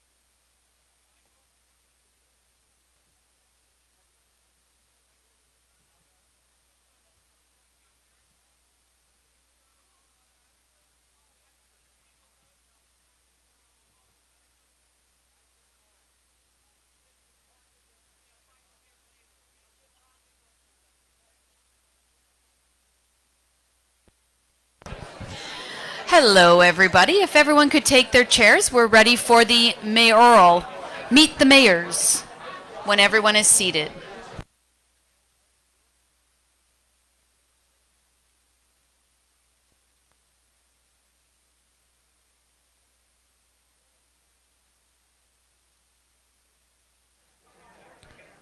Ladies and gentlemen, if we can get you to move back to your seats, we'll continue with this evening's agenda. Thank you.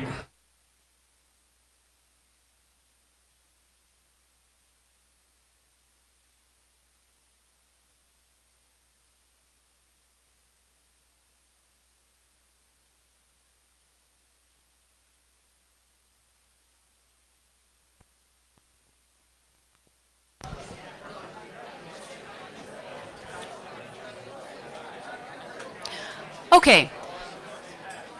If we could have everyone's attention, please. The candidates are ready and waiting. Thank you so much, candidates, for being here this evening. Thank you for your time, and thank you for running as well in this municipal election. Joining us this evening, John Laframboise, Michael Prue, Frank Serranza, and Bob Rosankovic.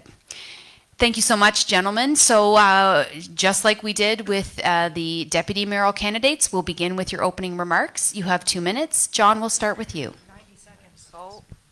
Jeez, there's mistake number one. Tick. 90 seconds for your opening remarks. Good evening, and thank you for coming. Why am I running for mayor? First, I love the place I live in. My wife Margie and I are lifelong residents. We are Emmetsburg proud. Closer. Secondly, I have the experience to be your mayor. In business as the owner of retail, home building, real estate, and land development businesses, all in Emmetsburg.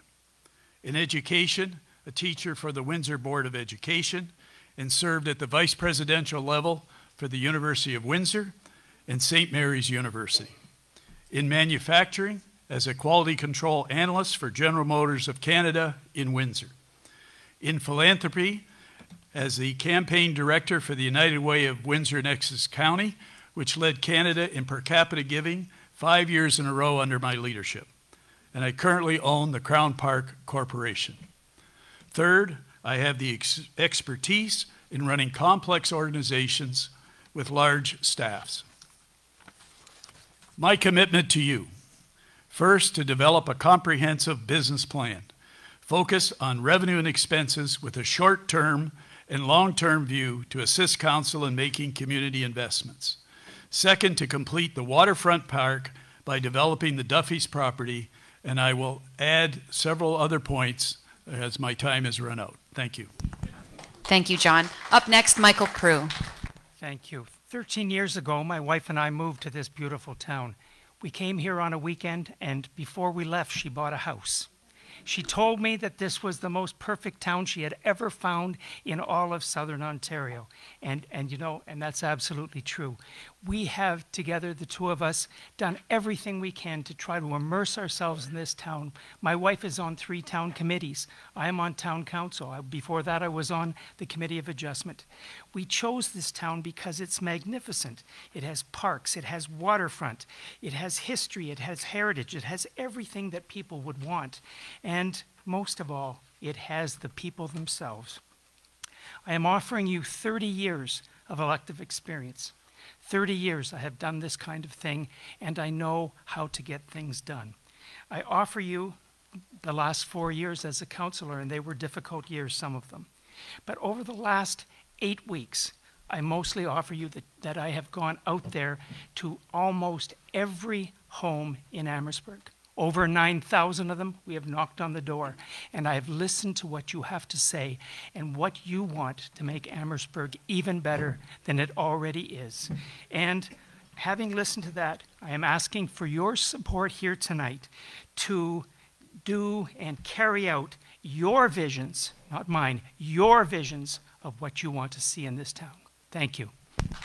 Thank you, Michael. Frank Serranza. Good evening, ladies and gentlemen. My name is Frank Serranza. I'm running for mayor because I want to make a difference in how we plan for our future and how I provide basic services and pay for it. Emmetsburg is a small community with many needs. We are growing. We have to plan for our growth, and we have to do it in a way that is fiscally responsible. Government at all levels have made the same mistakes. Too many promises, too many expensive promises, trying to be all things to all people. Just tax more and spend more has been the policy.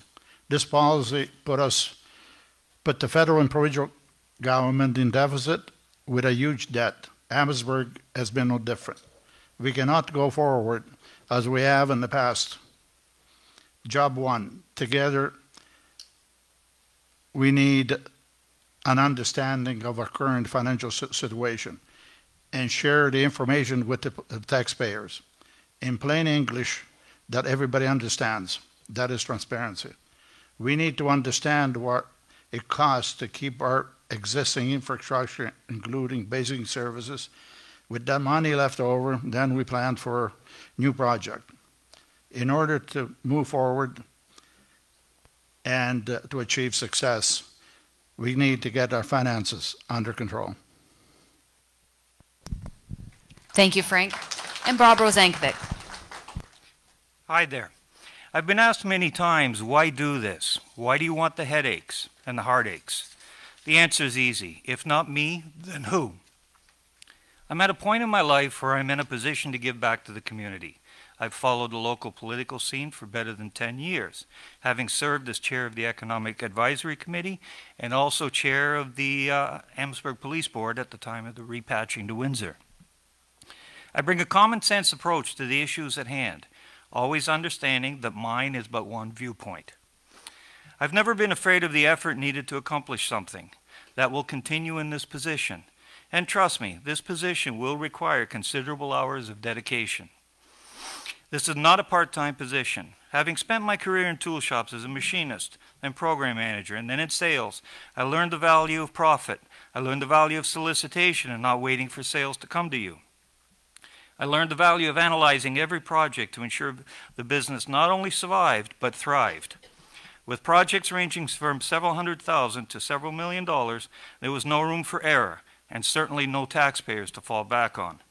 Recently, I retired and set up a consulting corporation to ensure that I have the time and energy to do the mayor's job in this town. Flexibility of time will be paramount, and I've done just that. Lastly, I believe taxpayers want to elect someone who regularly attends council meetings, not just at election time. Thank you, Bob. Okay, so with that, we're going to go into our first round of questions. This one is specifically drafted for mayoral candidates only. We'll start with you, John. The town of Emmetsburg has a $54 million budget, and as mayor, you may hold a unique role as the chair of a council of 6, elected to govern and lead our town. What makes you uniquely qualified and the best person for the job, why do you want to be mayor? Well, first of all, in talking about the budget, we need to start with a comprehensive business plan, ensuring the intelligent management of tax dollars, not another consultant report. We need to establish priorities for community investments with public consultation and communicate to the residents. We need to build productive and lasting partnerships between those who support the community and those who guide it. We need to be champions in service to others to regain the trust of many of our taxpayers. We need to avoid costly missteps for controlling expenses, like the construction drawings for the fire hall, which cost the taxpayers $511,000. This must be a well-articulated plan for the future, and I will serve as a driving force to make it happen. Thank you. Thank you, John. Michael Prue, same question.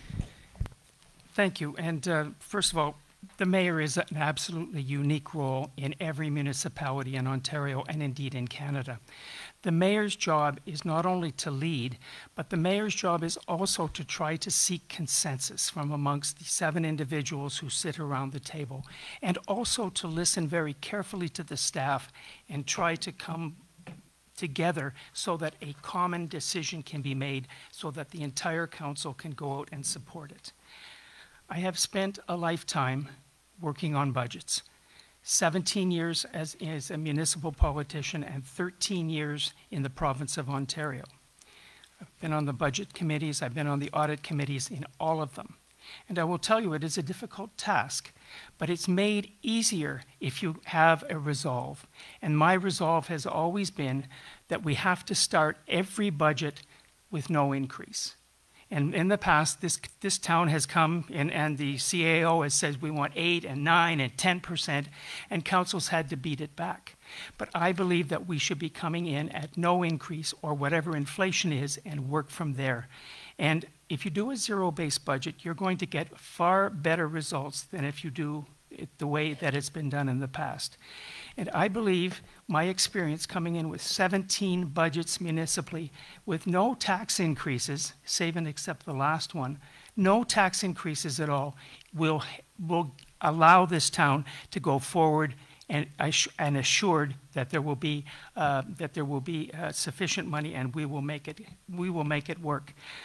I know that people are saying we're broke, but we're not really broke. There is enough money and I'll deal with that later. There is enough money in our budget and in our coffers to make sure that there is no necessity for a tax increase this year. Thank you, Michael. Frank Serranza, same question. Okay, well, I'll start by talking about taxes first. Okay, first of all, I will not support new taxes during my 4 years if I'm elected. There'll be no new taxes.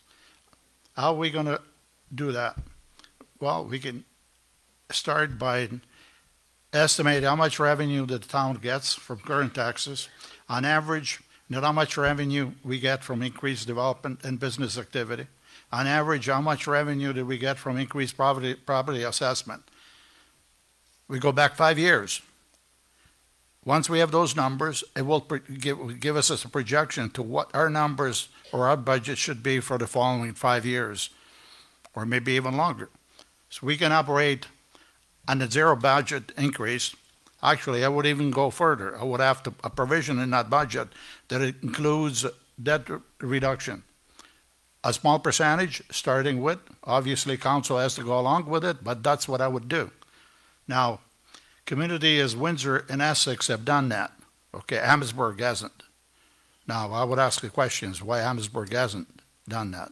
Now, I'm not a politician, and I'm not going to claim to be one, but I've been in business world, and I know in business that's what you do. You compromise every time. You got people that you have to compromise with, partners and others. Okay, and you have a workforce that you need to satisfy and meet the payroll at the end of the week, and that responsibility is on you. As mayor, I will take that role very, very, very serious, as I have done in the private sector. Thank you. Thank you, Frank. Bob Rosankovic, same question. Could you please repeat it? Of course. Thank you. The town of Amherstburg has a $54 million budget, and as mayor, you may hold a unique role as the chair of a council of 6, elected to govern and lead the town. What makes you uniquely qualified and the best person for the job? Why do you want to be mayor? First of all, the mayor is, as Michael said, a unique position in Ontario. He's not just the mayor, he is the CEO of the town, of the corporation. That gives him a lot of leeway to do a lot of things. Having said that, he does need to be able to converse with his councillors and get them on the same page as himself, and in turn get them on the same page with administration to accomplish anything. Zero-based budgeting, I have no use for it, I can tell you. It does not work in municipal politics. Okay? Municipalities have to provide water, fire, emergency services, so on and so on. Those costs are fixed, and they are not going away. And any councillor will tell you, when the question of water comes up, they automatically give it, because they have to. They have to, they have no choice. Zero-based budgeting doesn't work. What does work is, when you have a department ask for more money, have them define why. Why do you need that extra 50,000 or 100,000 or whatever? Make them explain everything. And that's council's job at that point. What did I miss? Anything? Why do you want to be mayor? Why do I want to be mayor? I'm a nice guy. No, seriously, I like to think I can talk with people. I like to think I can form consensus between various people. Not everybody has the right ideas. Not everybody has the wrong ideas. But I like to think I can bring them all together and focus them on something. So. Thank you so much. Okay, we're going to move on to round 2, and this time we're going to start with Michael Prue. This one is in budget and taxes.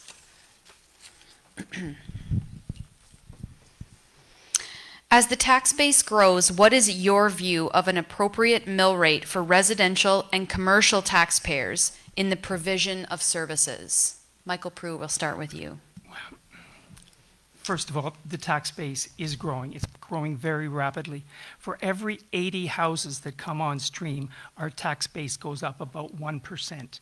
So when you see some, the developments that are going on off Friar Street, when you see the developments that are going on Boblo Island, you are looking at a tax, you are looking at increase in revenues going up 1, 2, 3, 5% in just a year. As for the mill rate is set on the basis of the impact study. It's not set by council. Council sets that, I should explain this is a difficult one. The impact determines the value of every property in Amherstburg. Then the town will take the value of that property at the impact assessment versus the value of the property at the previous impact assessment, and will then determine the mill rate based on the new assessment.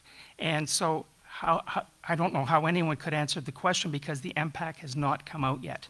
But that was the question. Our tax base is getting stronger, but it needs to get stronger still. Not only the houses, and we have a lot of houses being built, but the key thing here is economic development. We need to fill up the commercial industrial space because that tax base can do enormous things. And when people ask, how can you have your needs and your wants? You can have all your needs and your wants too if you have a significant enough tax base. And that's what I'm hoping to do in subsequent questions, is to talk about increasing that tax base by bringing in new industry into town, not only for the jobs, but for the money that will come with it. And if we have that kind of money and the prosperity, we can do a great many things and have a great many extra perks in this town, things that people want, like swimming pools. Thank you, Michael. Frank Serranza, same question. My answer is a little different. I lived in the business world, and I also know a lot of investors and potential investors for the town of Emmetsburg. Emmetsburg has not been very friendly to those people, so they need to be courted. Expecting that they're going to come to us, it's not going to work. We need to go to them, so we need to have a plan. That's on that side. And the other side, I talked to plenty of people, and they complained, especially the elderly on fixed income. They complain about the taxes as they are. They got so far to a point where most people can afford to pay it. Now, I've been in 2 recessions in my business, and I know what it's like.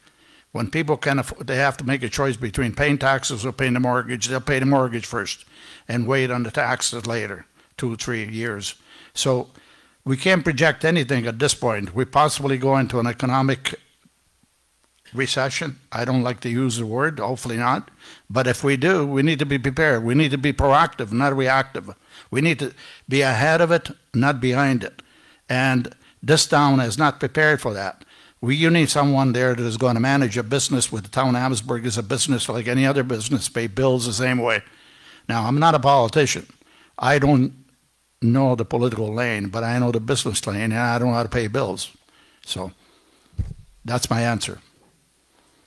Thank you, Frank. Bob Rosankovic. I'm going to be that guy. No problem. As the tax base grows, what is your view of an appropriate mill rate for residential and commercial taxpayers in the provision of services? Mill rate's not a fair thing to discuss, okay, because it's a variable. And once you decide how much taxes a town is going to pull in, divided by how many properties there are, so on and so on, you end up with mill rates. We did touch, or Mike touched on the question of industries coming to Emmetsburg. They help tremendously. But we got to be smart about that too. We have Emmetsburg Land Holdings, which is zoned for heavy industrial, if I remember correctly. It'd be nice. Nobody's going to buy that. It's there for another 25 to 30 years, and we better get used to that. This is a reality. Do we want more businesses? We do, because they pay more taxes, and we will get more amenities because of that. We talked about MPAC. Just because your house was $200,000 and it's now $500,000 doesn't mean you're going to be 2.5 times your taxes. Mill rates will be adjusted. You can't do that to people, and nobody is intending to do that to people. That's it. Okay, thank you, Bob. John LaFramboise, same question. Well, to expand the tax base, first of all, we need to secure strategic community investments that provide not just a return on our investment, but a return of the investment to the taxpayers of Emmetsburg. Leadership is the key. I will leverage my relationships and partnerships that I have developed over my business career. To name a few, some of the largest employers in North America: Stanley Black & Decker, Ford Motor Company, General Motors, Chrysler, the Hartford Financial, the Lockton Group, United Technologies, Porter Airlines, and Canada's 21st Prime Minister, Paul Martin Jr. We need to present a strong case for investing in Emmetsburg, a single-minded, compelling vision that stands the test of time. We need to provide a centralized approach to staff resources to streamline the process and flow of information. And we need to recruit a high-level advisory board of entrepreneurial and strategic leaders to meet and greet prospective developers and government officials. Thank you. Thank you, John. Okay, we'll move on to round 3. This is economic development and housing. And we're going to start with Frank for this one.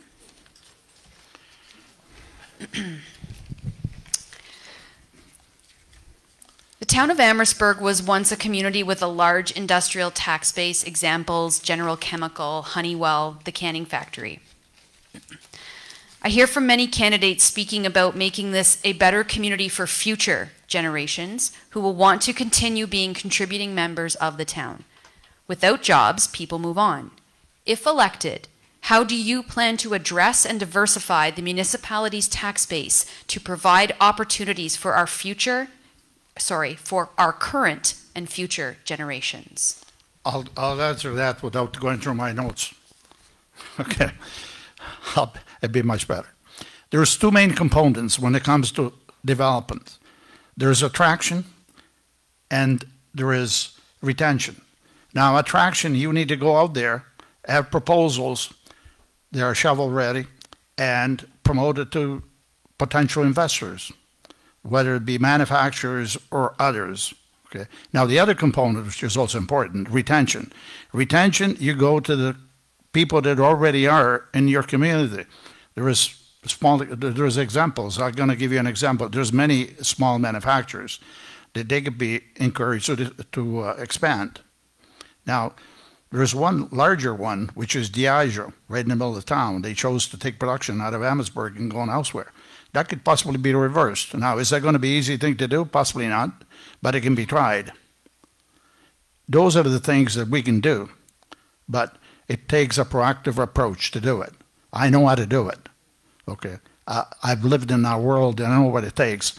It doesn't take someone who's going to sit at a chair, fill the mayor's office, and take appointments.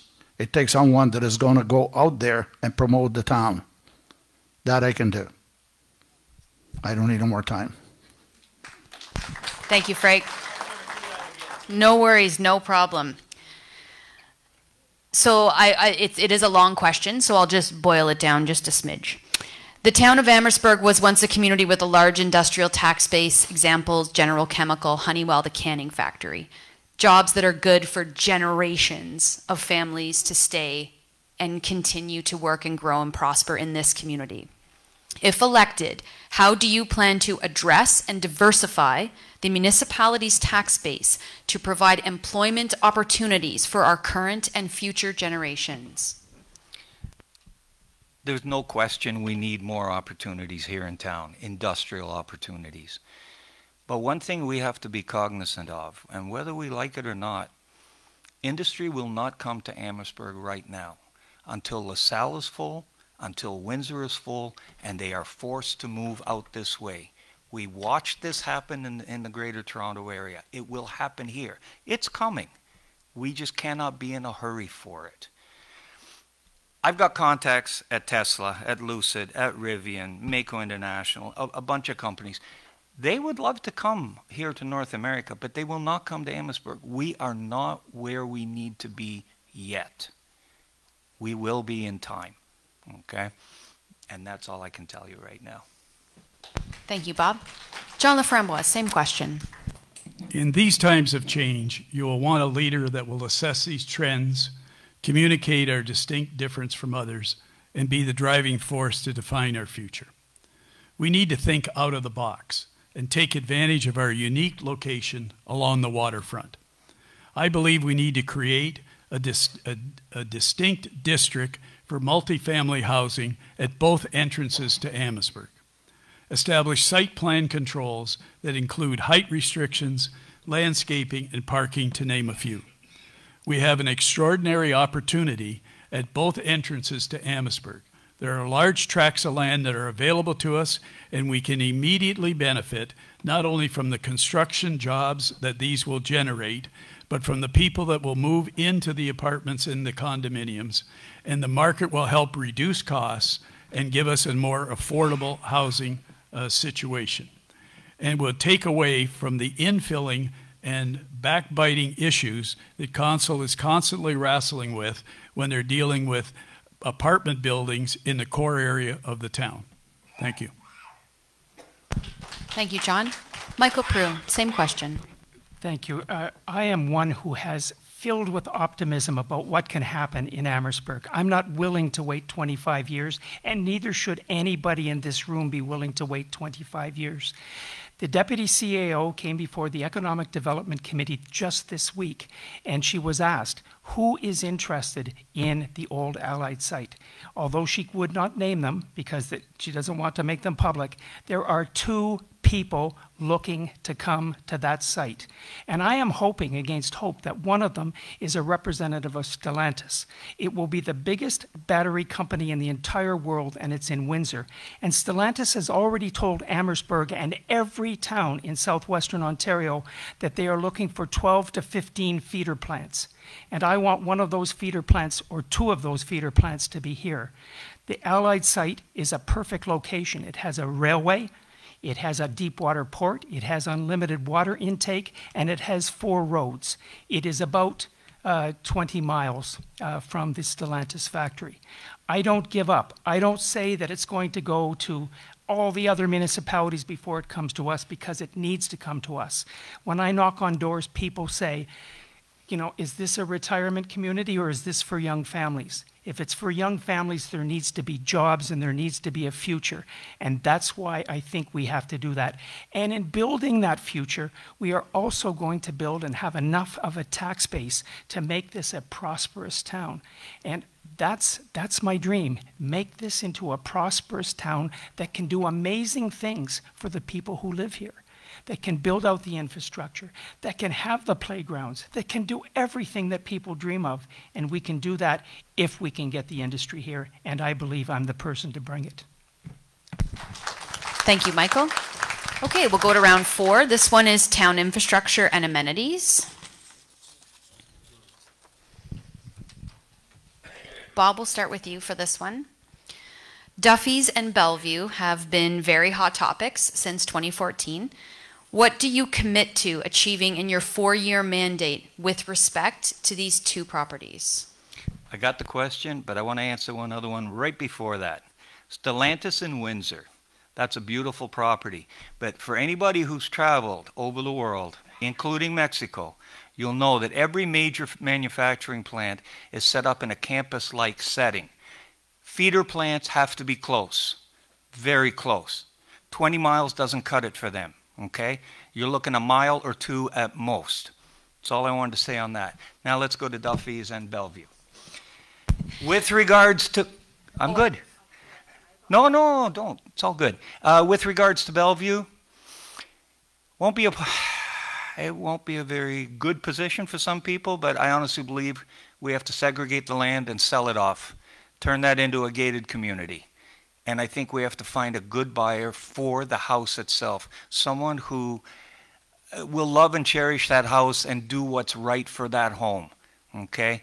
But this town will never have the $15 million, and I heard as much as 20 the other day, to do something with that property.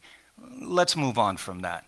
Duffy's, I grew up in Windsor. I remember the tediousness of every little piece of land along the river that the town picked up until we had it all. It's important. Never give away Duffy's. We will do something with it, and it's got to be done sooner rather than later. But it's a jewel for us. Don't ever give it away. Thank you, Bob. John, same question. Well, my commitment to you is to complete the waterfront park by developing Duffy's. We need to be focused. We need to make it our first priority. We need to tear the fence down, and we need to do it now. We constantly hear people tell you that there's no money. They spent $150,000 on studies recently just for the park. There's $150,000 sitting in reserves. We could have taken the fence down, put some crushed stone in the parking lot, and at least used it during the summer for our various festivals and activities. With regards to infrastructure and the other amenities, let's not forget that we need to upgrade our fire halls. We need to make the town hall fully accessible. The province has given us 5 years to do it. We're on our 4th year. We have another year to go. So we need to make a commitment to our town hall. The wastewater treatment plant has been talked to death. We need to have $28 to $30 million for that wastewater treatment plant. But no one seems to know that we have $9 million in reserves toward that $30 million price tag. So we can get there. And next, of course, we need our roads. They did a wonderful study, spent $200,000 to come up with a study to tell us that we need $80 million in order to maintain and sustain our roads. And they're asking us for a commitment of $7 to $10 million annually to take care of our roads. How many of you have been communicated? How many of you have participated and had input into the process? Continually, our council tells us they're going to do, but they don't do. They're going to do, but they don't do. Now is the time to take action. Thank you. Thank you, John. Michael, same question. With the indulgence of the audience, I'm actually going to answer the question. Okay. The question was about Duffy and Bellevue. First of all, Duffy's. Duffy's is a jewel of a site. The council and the town have wanted it to be developed for a long time. The reason it's not being developed is that there is a holdup from several agencies, but primarily from the Ontario government, the Department of the Environment. They ask for study after study, drilling hole after drilling hole to discover what carcinogens are in the soil. So far, they've discovered some gas and oil, and that should be of no secret to anyone. It was a marina for many years, and that's what's there. And we are awaiting the province of Ontario's okay to proceed, and it should come, and it should come soon. We need to build out the wharf. We need to have tourists come like they used to come from the United States with big fat wallets to come into our downtown core and make us all very prosperous. We need, I think, to have a restaurant and bar on the site and possibly a hotel.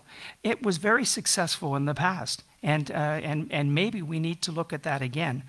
And it needs to be the extension of the park. We have a magnificent park, and that needs to be extended. As far as Bellevue, Council 2 meetings ago made a very wise decision, and that was to go out for offers and see what interest there was in the back half of the property. And I would hope that somebody would come there and build a hotel, because if they come there to build a hotel, it will be the very first real opportunity we've had. We had 2 others. They amounted to nothing. But I think if we can get a hotel at the back of that, it will make Bellevue the convention and conference center it was intended to be, and save one of the most magnificent houses in all of Canada. Thank you, Michael. Frank, same question. I'm not going to ask you to repeat it. I understood it the first time. I'll be very specific. On the first 2 questions, Bellevue should be the property in the rear is valuable, should be redeveloped. The house itself sold to possibly investors, and they can use it for whatever use they wish.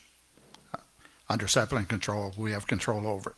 Now, talking about the Duffy's property, that was a mistake for ourselves to go into it. Now that we own it, okay, the only thing we can do is just sit and wait, do nothing. Hopefully that someone out there will come in and invest into it, so the town doesn't have to do it. We're not investors, we're not builders, we're nothing. All we have to do is just provide the services to our citizens, clean water, fire and police protection, and maintain our infrastructure. The rest of it, it's not our job to do it. We don't have the expertise, the experience, and we don't have the people in place to be able to do it. Anyone else that thinks different, I don't want to be rude to anyone. Need to understand how things works. In the developing world, pardon me my English, things doesn't happen that way. Yeah. And the town of Emmetsburg is pretty well broke. We don't have the resources to be able to do anything, and neither we should.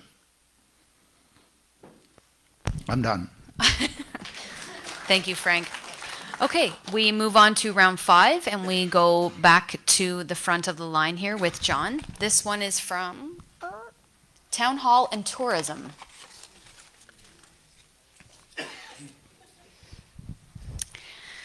So John, we'll start with you. What are your views on partnering our tourism department with other municipalities to lower costs? First of all, we have distinct differences than other municipalities. LaSalle just recently made a commitment to spend $40 million of their own money developing the waterfront. They have a distinct plan, a particular building.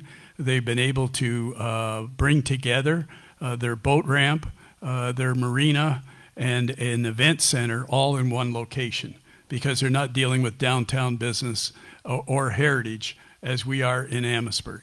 So partnering with LaSalle, I just don't see that as being feasible. I think the opportunity that we have for tourism is to embrace the 5 special events that we have, which are incredible. The Rivertown Lights, the Car Crazy Show, Art in the Park, the Uncommon Festival, and our Canada Day celebration. In addition to that, of course, we have the King's Navy Yard on the weekend and our wine tour.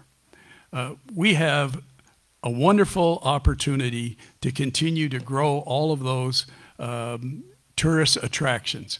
When it comes to reducing costs, if council provides the leadership and works together with the staff, we will be able to have savings that will be significant to the taxpayers. Recently, we hired a new CAO, a new deputy CAO, and just 2 weeks ago, a new clerk, and now we're advertising for 2 more managers. Why? Because the town council is not governing the town staff. The staff is telling the council what to do, and that has to change. Thank you. Thank you, John. Michael Prue, same question. Yes, the question is about partnering to lower costs. We have a very unique town here. We have a unique facility that none of the other towns have. If you go to Kingsville, it's all downtown. If you go to LaSalle, they haven't developed their waterfront.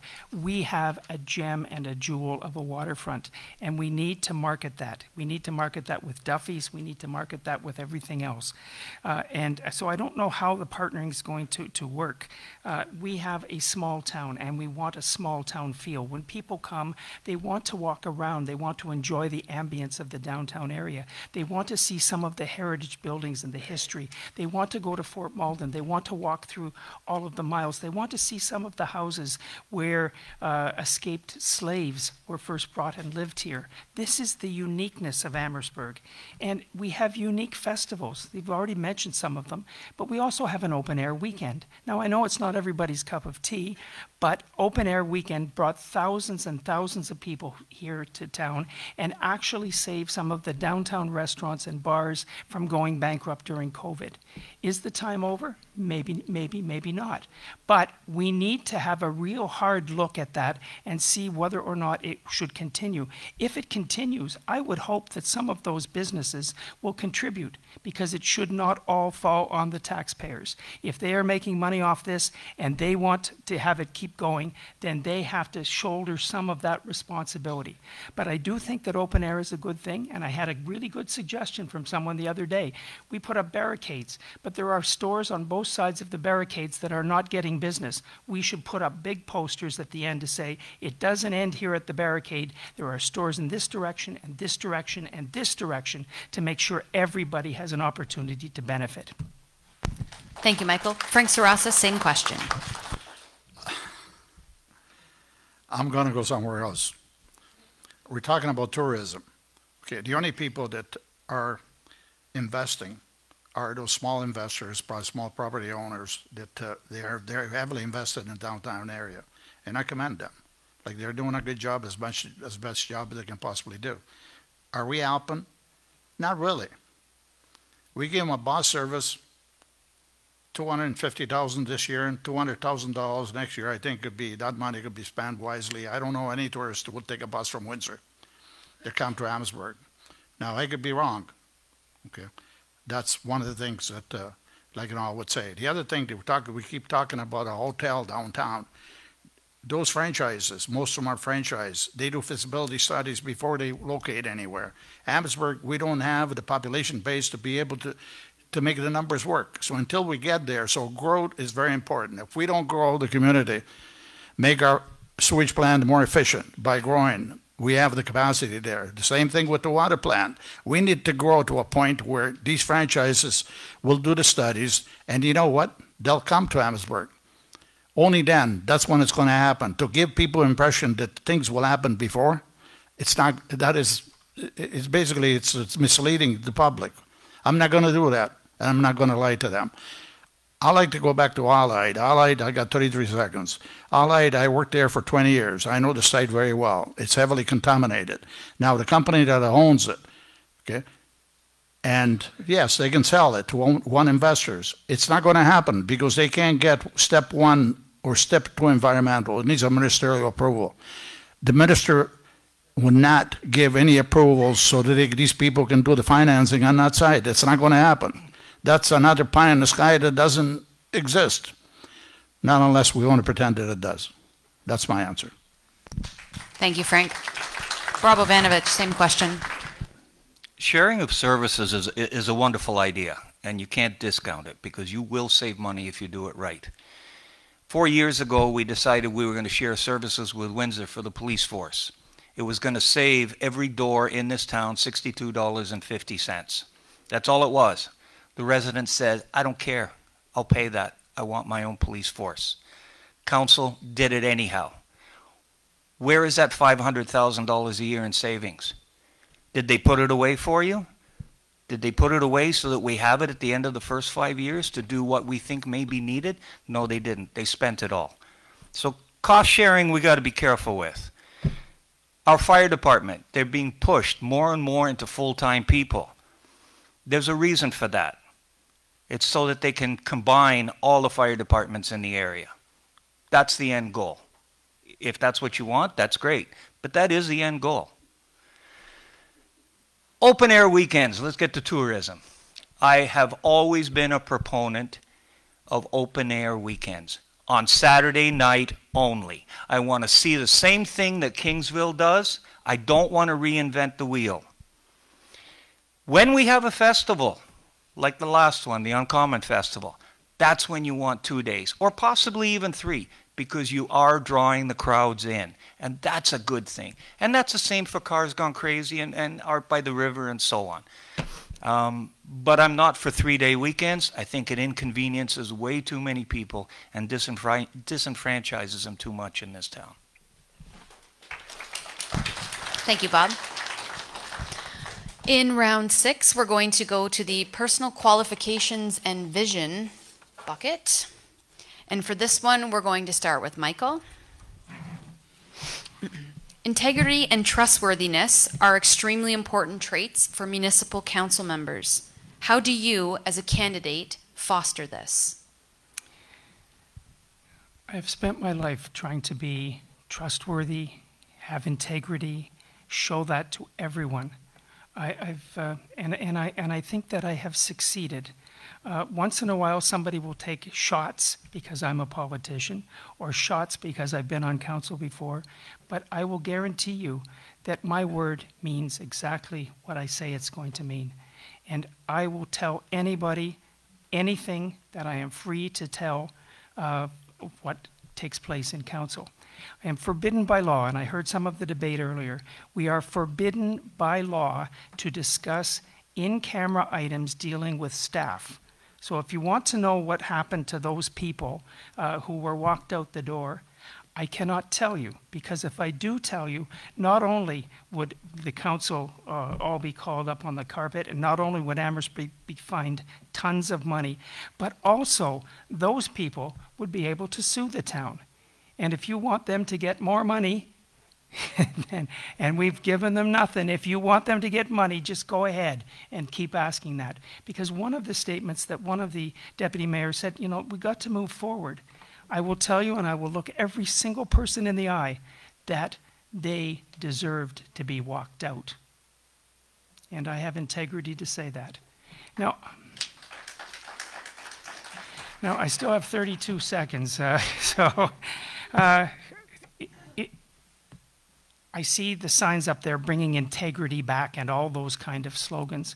But I want to tell you, it has been a privilege for me to work on that council for the last 4 years. I came in as a newcomer, but I want to tell you, those men and women work very, very hard, and each and every one of them has integrity. And don't you doubt that for even a second.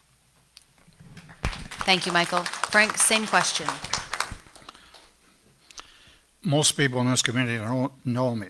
I lived here for about 50 years. As far as integrity, I think I got integrity. Am I honest? I like to think that I'm honest, but it's not for me to make that decision. It's for people out there to come to those conclusions. Now, as far as leadership, I've been a leader ever since I was 10 years old. My dad passed away, I was 10. I have a younger brother and a mother. We moved across an ocean. I didn't know anything about Canada. I didn't know the language, neither the culture. So I've started back then, become a leader.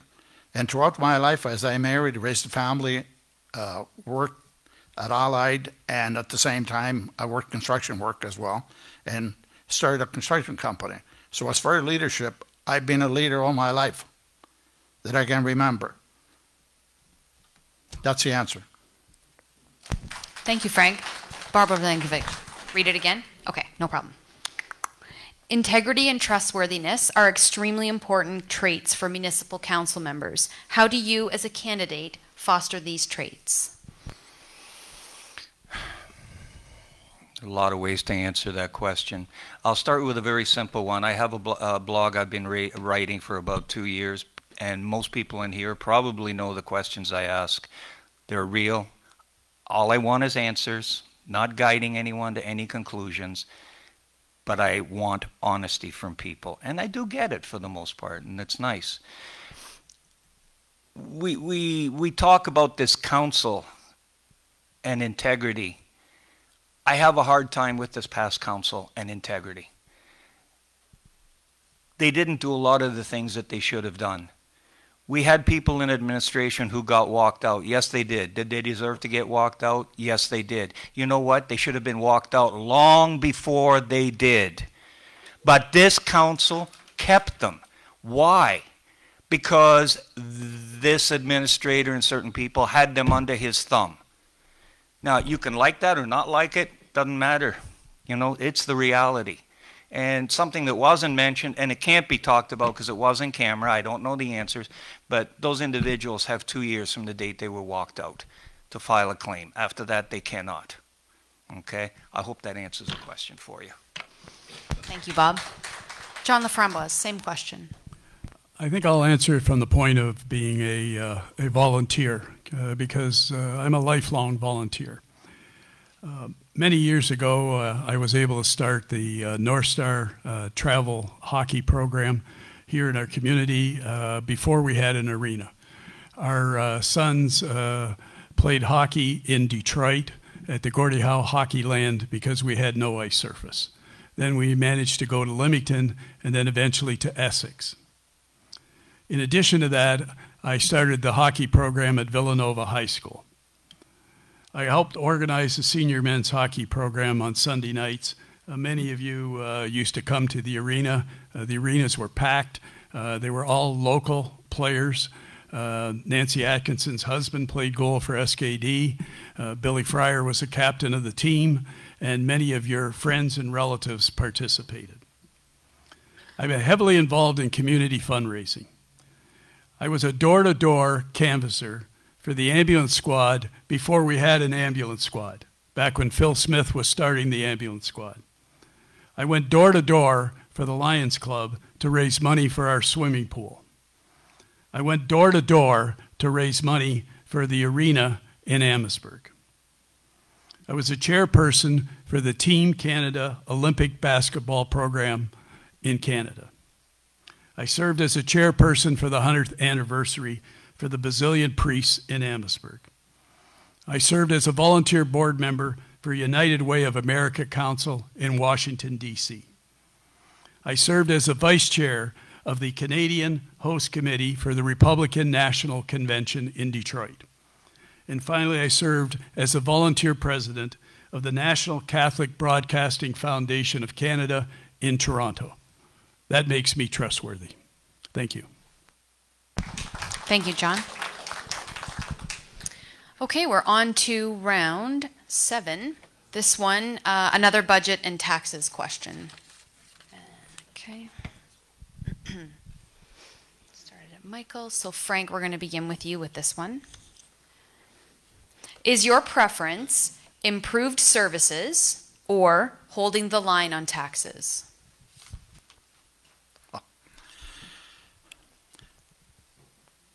Holding the line on taxes, and first and foremost, should never be compromised. As far as providing services, there is sufficient resources within our budget to provide those services. I said before, providing services to the community, it's a must. Not a want, it's a must. Now, comprising 2 lists, 1 is a must. The things that I've said before, fire, police, and others. Now, the wish list that most people would want, I would put that in a different category. We're going to have community input to what is they want over a 5 to 10 year plan, okay? And we have a list, prioritize our list, and what they want is what we can afford to give them. We're not going to promise anything more than just that. So it's something to be determined on what they want. And they're the ones that's going to tell us what is it they really want. But the must be done. And we have the resources to be able to do it. We don't need to compromise anything. That's the answer. Thank you, Frank. Bob Rozankovic, same question. I don't think the answer is to go either or in this situation. I think we have to be careful. Taxes have to be held. There's no question. This town's getting quite expensive, quite expensive. But we do need amenities. We talk about increased costs all the time, but we never talk about finding efficiencies at town hall and within the town employee system. I can tell you they're there, because I'm out there all the time. I can tell you they're there. That will get us some amenities that we didn't have previously. Will it be enough to get us to a 0% tax increase next year? I don't know. It'd be nice, but I can't guarantee that. Thank you, Bob. John LaFramboise, same question. Well, first of all, I think we got to make some intelligent community investments. We can't just talk about cutting taxes, but I'll get to that in a second. I'd like to talk about the Senior Citizen Center. Some of the candidates have indicated that they'd like to see the ACS building refurbished.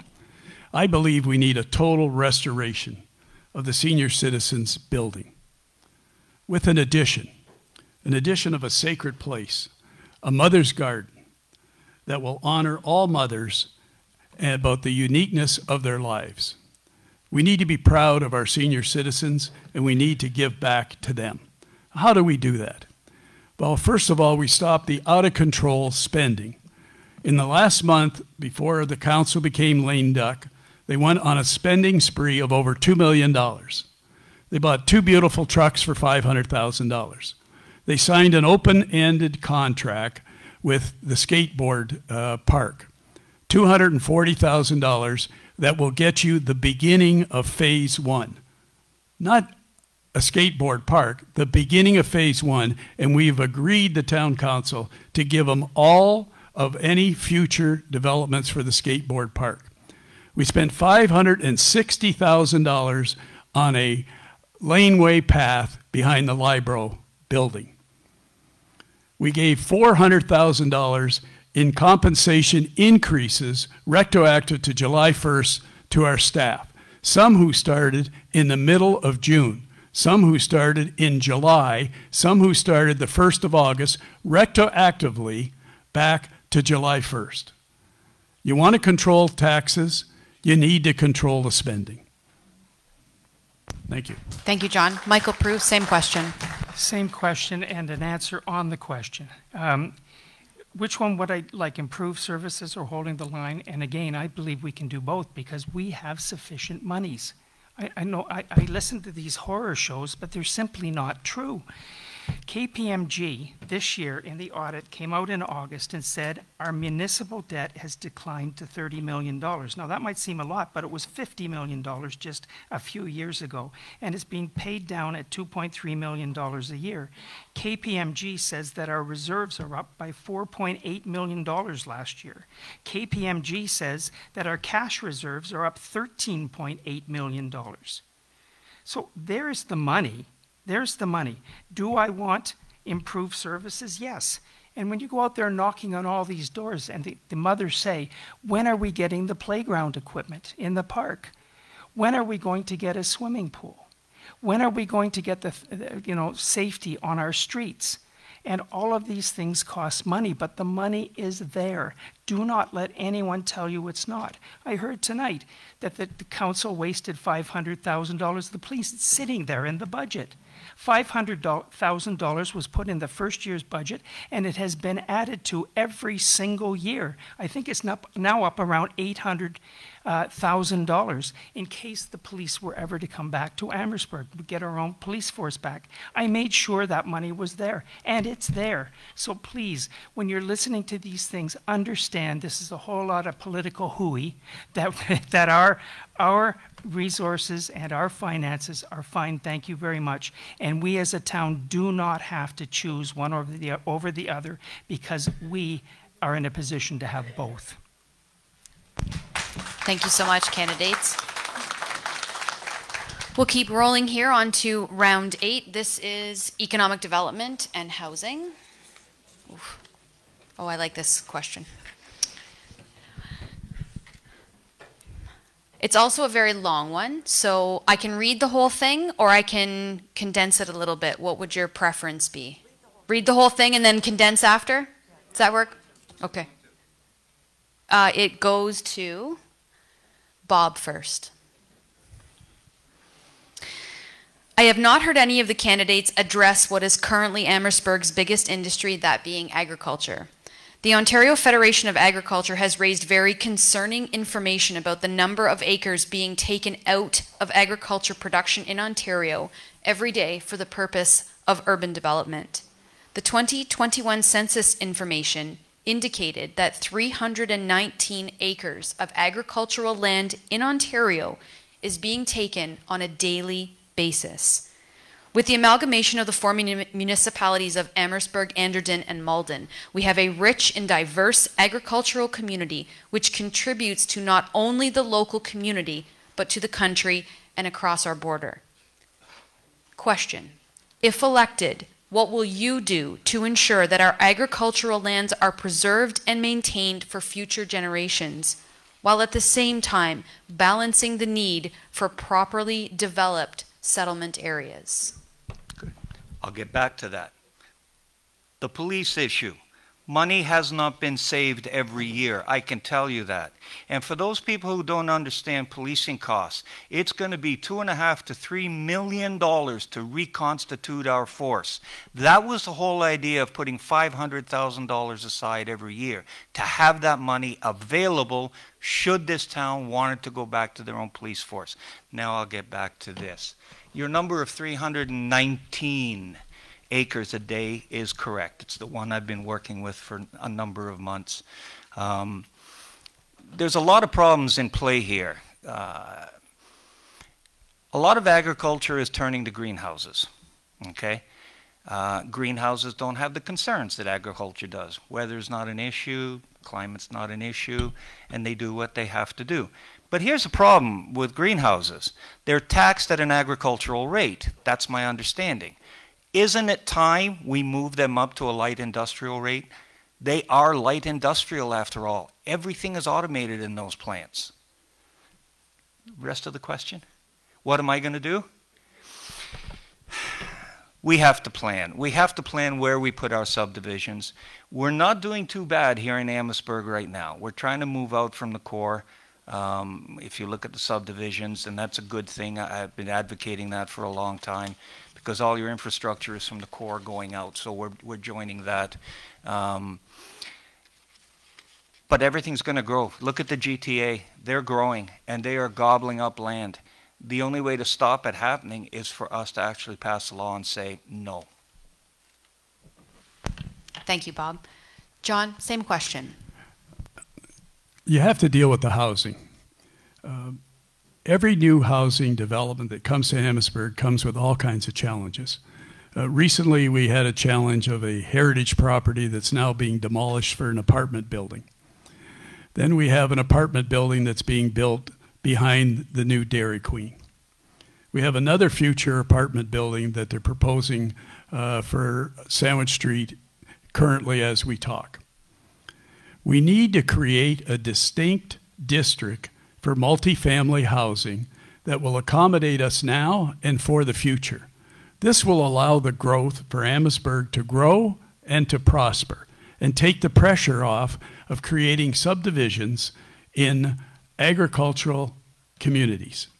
When you get into agricultural communities, the reason developers go there is for the hope that they will be able to cut a deal that is friendly and will provide opportunity for density for single-family housing or semi-detached. It's all about costs. If you're in the agricultural business, you have to determine, do you want $20,000 an acre, $40,000 an acre, and how long do you want to wait for your return on your investment? We need to take the lead in providing affordable housing, proper housing at the gateway entrances to both Emmetsburg, where the Boblo property once was, and at the other end where the Emmetsburg Land Holdings property is. I believe we can accomplish both, but it's going to take leadership and a driving force to make it happen. Thank you. Thank you, John. Michael Prue, same question. Yes, This year coming up, 2023, the town is required by law to come up with a new official plan and zoning bylaw. And that is the opportunity for the citizens to stand up and speak out about the direction they want the town to go in. Do you want the agricultural lands to continue to be sold? Do you want them for housing, or do you want them for some other purpose? Or is there some other land that might be more appropriate to build the housing? The houses that are being built today were all approved 15 or 20 years ago. If you go into Kingsbridge, that was approved 15 or 20 years ago. If you go into Friar Street, that was approved 13 years ago and went before the county council. So, but to help the farmers, the town can do a great many things, and I just put an ad out. One of the things is for us to get more involved and have the farmers more involved in OMAFRA, which is their voice. Another is for the town to have a farm produce tours, which will help the farmers sell, and as you walk around, you see honey and you see all kinds of things being sold at small farms. And we need to do that. We need to help the wineries and the beer places. These are all agricultural products. We need the restaurants to feature produce that's grown in and around Emmetsburg. And as for greenhouses, yes, I would gladly charge them more. All the Ontario government has to do, and all MPAC has to do, is give them the right amount of money, to assess them at the right and say that the town is eligible to charge something other than agriculture, and we can make some money off that, and we should be making some money off that. Thank you, Michael. Frank, same question. I'm going to go much further than that. I'll propose to move the meetings, council meetings to Liberal Center so people can participate. I mean, all the citizens of this town can participate, have a chair, be comfortable, and I want them to be involved. As far as the farmers, and rural community, they've been neglected for a long time, and they do have agreements. Now, those grievances needs to be addressed, and be addressed. The next council needs to address them, because otherwise it's going to go further, and they're going to be much more irritated. They're mad already. Now, what I would do is I promote, and I will do if elected, move council meetings on a rotating basis to certain communities in the rural area, possibly River Canard, McGregor, Malden. The former two communities that we amalgamated. Those guys are not participating in our process. We're not paying attention to them. They have valid grievances, and I hear them all the time. Now, is it the right approach? I think it is the right approach. We should not wait for a consultant report to tell us that. We should know on our own that is a must-do, not something that we have to push ahead and have a consultant telling us what to do. I wouldn't not work that way. I'm done. Thank you, Frank. For round 9, we go back to the front of the table with John. This is in town infrastructure and amenities. The current town council has recently made public transportation available to residents via Transit Windsor. Do you plan to continue to support this initiative? Why or why not? Well, I think it's a great initiative. My mother-in-law didn't own a car, and if she wanted to go to Windsor, she was dependent on family. And she would like to have been independent and take the bus to the city, to the mall to go shopping. And as many of our seniors would like to if we make it affordable. But, we have key things that we have to constantly balance when we're doing these things. And that goes back to the opportunity that you talked about earlier and about shared services. Here's an opportunity to take advantage of a shared service through LaSalle and through Emmetsburg to make it better for our citizens. As we go forward, we do have extraordinary opportunities, but we have to get along. When you see our situation where we're marching our staff out of the office, we're hiring a new CAO, and then we hire a second CAO and they last a month.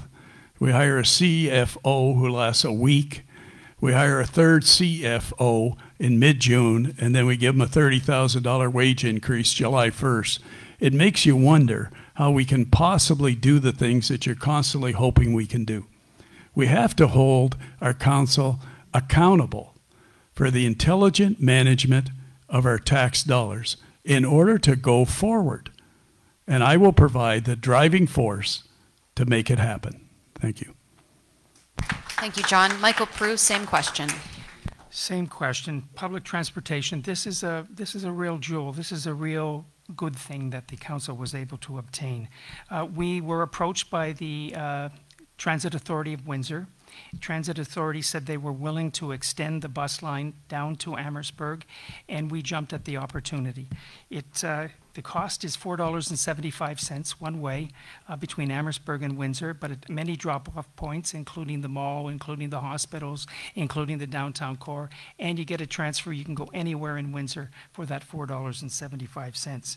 It has been a boon to seniors. It has been a boon, especially to students, because those going to the University of Windsor and to St. Clair College sometimes had no other way of getting to school. And it has been a real boon for the disabilities community because the buses are kneeling buses. They allow for wheelchairs to come on. They allow for sightseeing dogs to come on.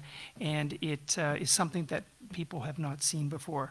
What isn't as good as what everybody would want is it only runs 3 times a day, 6:30 in the morning, little afternoon, and 6:30 at night to come back. So it does not give people a real opportunity to choose the times that they want to travel and when they want to come back. But it is being reviewed, and it will, I'm sure, if the uptake is as good as it's been for the first few weeks since September the 8th, it will be increased. The reason it took so long to get it going was entirely COVID related. The Transit Authority in Windsor did not want to start a new bus service, which was doomed to fail if nobody was getting on because they couldn't get on and the schools weren't open for COVID. So now that it's up and operating, I think you're going to see this as one of the best experiments Emmetsburg has done in a long time. Thank you, Michael. Frank, same question. Excuse me.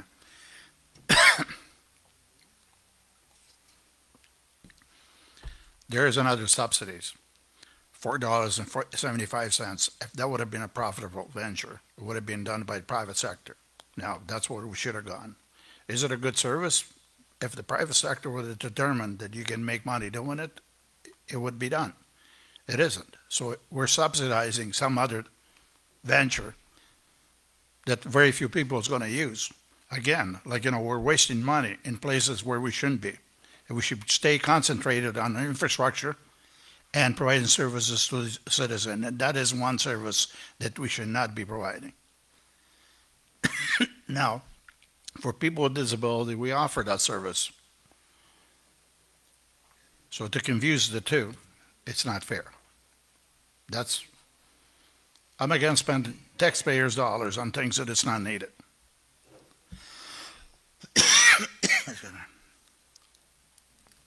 I'm done. Okay, just wanted to make sure. Sorry. Thank you, Frank. Bob Rosankovic, same question.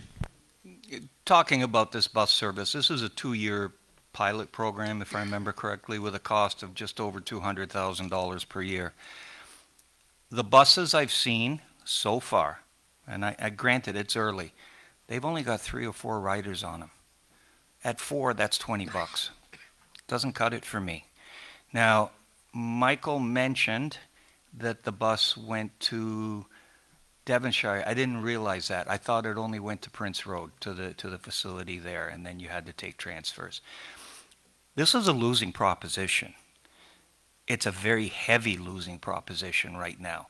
And people can think we get tourists from Windsor. We don't. I can tell you. They're not coming out here on a bus. Tourists drive cars. Okay? They ride bikes. They're not going to come out here on a bus. That doesn't mean this won't work. You know, in 6 months or 12 months, this may be a good business. Will we always subsidize? Yes, we will. Transit always gets subsidized. I don't care where you are. This is what happens. We subsidize hockey. We subsidize baseball. Everything. But if we can provide a good service to our residents, then that's a good thing. Thank you, Bob. Okay, moving on to round 10. This is a town hall-based question. And we are starting at Michael. Michael Prue, we'll start with you for this question. Do you believe a forensic audit is required to obtain a clear understanding of Emmetsburg's current financial situation? The council looked at a forensic audit. They're very expensive. We were looking at approximately $1 million if it was to be done right. And no, given the circumstances as I understand them, and I'm sorry I can't tell you, as I understand them, it was not necessary. A forensic audit would look at money being stolen or misplaced on purpose or people walking out with it. I can't tell you that I saw any evidence of that would justify a forensic audit. If the town people want to spend $1 million on it, then sure, just tell me. You want to spend the $1 million on it? Go ahead. But for $1 million, you can redo a couple of parks, you can provide the bus service, you can get a start on Duffy's, you can do a whole lot of other things. So I would caution you that do not expect that a forensic audit is going to be the savior on you finally finding out what's happening, because the auditors came in and said that as well. When they looked at this, and Peter Courtney, who's at the back of the room, this was his motion, they looked at it and they said that a forensic audit was not necessary, that what they did was sufficient for us to understand what was going on and sufficient for, I think, the town to feel safe and good going forward with the decision that was made to remove those 3 people. Thank you, Michael. Frank Serranza, same question. What I would do instead, I would bring the financial reports, simplify it, bring it to the taxpayers in open council meetings, and they can have an understanding of the statement once it's simplified. That is what I would do. Now, a lot of people doesn't read a 370-page statements. I don't understand it. And you can get 3 accountants, they each will give you a different answer. So that isn't the answer. The answer is simplified statements so people can understand the numbers. And once they understand the numbers, they're not going to ask any questions. They would have no doubts that nobody's cheating, nobody's doing anything out of the ordinary. That's what should be done. But so far it hasn't been done. And I ask myself why, as others are doing the same thing. They're asking why. There is the perception that something is wrong. It might be, it might not be anything wrong. But the perception is there. We need to cancel that out, bring in everything to the open, have an actual, every year, we bring that statement, a summary report to the citizens of the town, and make sure that it's simple in plain English they can understand. That's it. Thank you, Frank. Barbara Zankovic, same question. I think sometimes we confuse a forensic report and what it's going to do for us. Yeah, it'll find all the issues because the paper trails are going to be traced, top to bottom, front to back, everything's going to be found out. I'm a little bit surprised at the $1 million. I would have put it at about $250, but I could be wrong. That's neither here nor there. But what a forensic audit does, it allows the new council to come in on clean footing without worrying about anything that's gone on in the past, if there was anything. But they do start clean. And for some of you, that may not mean a lot, but I can tell you, for councilors, to start their career in town hall without any past worries, it's a good thing. Thank you, Bob. John LaFramboise, same question. Well, I think we need to regain the trust of many of our taxpayers. But how do we do this? We recently had an audit with KPMG. We asked the question how much it cost at the council meeting. The CFO said, I don't know, I don't have all the bills yet. You try to find out what the budget is. I don't know, I don't have all the bills yet. We still don't know, it's somewhere between $50,000 and $100,000. But we do know that there were violations in 4 of these major projects that our staff was involved in. So what do? We blame the staff because the staff is gone and they can't answer. We have zero accountability from our town council that was supposed to govern the staff. They failed their responsibility to govern the staff. The staff got permission from the town council to spend up to $100,000 on a single item without coming back to council. Then the council gave the staff the ability to spend up to $350,000 without coming back to council. And several months later, they walked the staff out. I'm mad as hell. The staff gets walked out, we don't get any answers, and the council is not accountable. And no one to date has ever said anything about why they gave permission to the staff to spend up to $350,000 without going back to council. Thank you. Thank you, John. Michael Prue, same question. Sorry, I'm going to have to ask for it again. I was listening intently to this. Yeah, yes, that's what I thought. We all did it. I apologize. Okay. I did it again.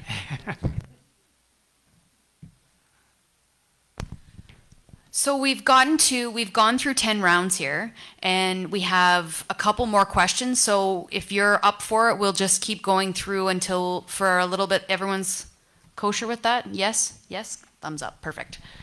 This one is in economic development. Oh, I can't even grab it. There we go. Thank you.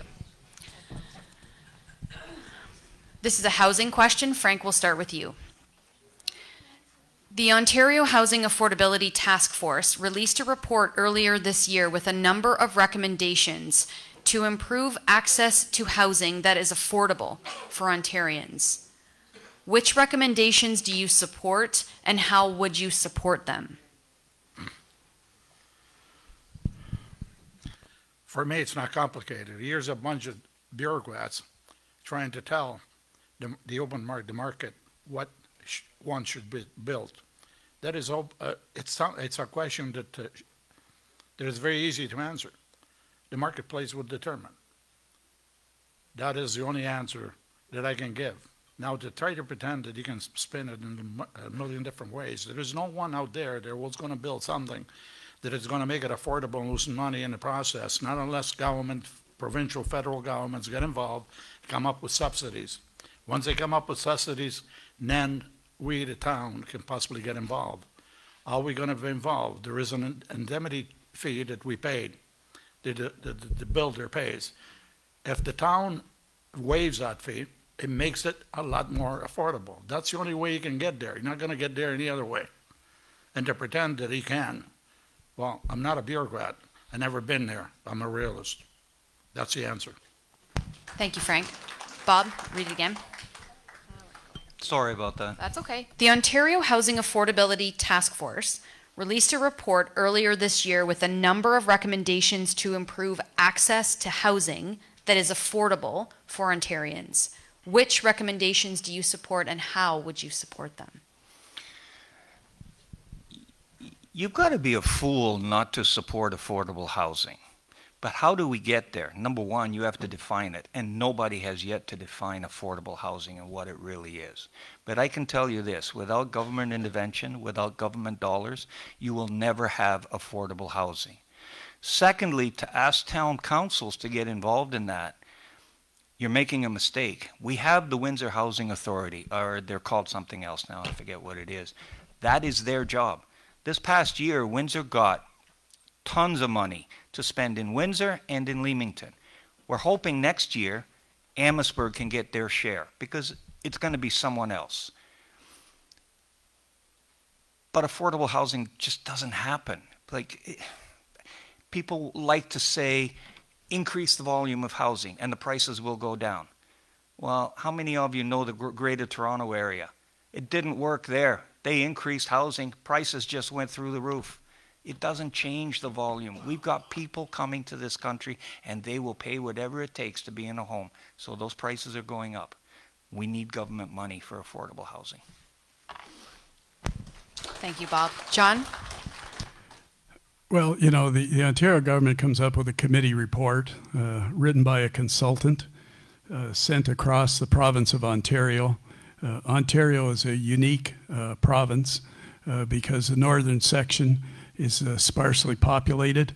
The southern section, when you come down to our area from London down, has unique and extraordinary opportunities in agricultural and other businesses. And you're trying to come up with affordable housing as a statement for all. The challenge we have is we miss the mark because we don't have a comprehensive business plan. We don't have our own plan for the town of Emmetsburg. In 4 years, we have yet to develop a plan. Currently, the town staff is developing the budget for 2023 before the new council takes office, without a plan. They haven't established priorities. They're just taking the budgets from previous years and adding to them. And the new council will be stuck with them. They'll have 3 or 4 weeks to review them and a little bit of going back and forth. That's a deficit position that we're in. So how can you talk about affordable housing and do anything concrete without a plan? We need to get it done, and we need to do it now. What is missing? We haven't had a business owner as mayor of the town of Emmetsburg since H. Murray Smith was the mayor back in the 1970s. It's time for change.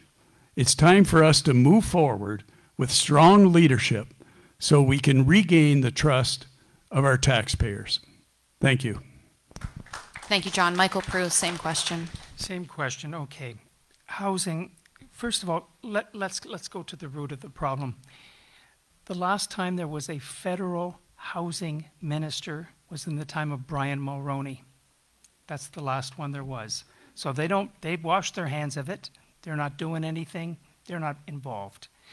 The province has not spent any real housing money for the last, 20 years. When I was there in the legislature, I was one of the housing critics, and we would ask for housing money every year, every budget, and it was never there. Not the Conservatives, not the Liberals, not the Conservatives again. It's never there. They don't want to spend it. What can the town do, though? Are we hopeless? Are we helpless? No, not at all. We can do a few small things. The town sets the limits on the sizes of houses, and we can insist the houses not be massive houses, but be smaller houses on smaller lots, making them more affordable, particularly for families. We can waive the fees for assisted housing of certain kinds. We can do the CIP program, which we can either do alone or in partnership with the county, and that's a good thing. And we need to give that a whirl and see if anything's forthcoming. But one of the other things we need to do, and it's been talked about Windsor and Leamington, last year every municipality, including Amherstburg, committed money to housing and to homelessness. Windsor took 93% of the money for Windsor. Leamington took 7% of the money for Leamington. Nothing came to Amherstburg or Essex or Kingsville or any other place. And as a mayor, I would sit on county council and I would insist that we get some of that share. Thank you, Michael.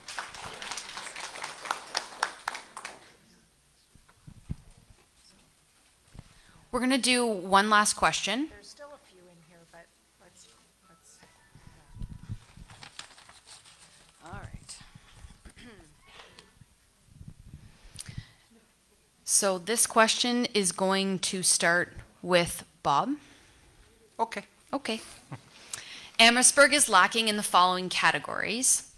If elected, what will you do to address them, or do you consider them fluff? We're talking about a baseball diamond for kids, a public swimming pool, preferably indoors, safe ways for pedestrians to cross Sandwich Street. It's not a difficult question.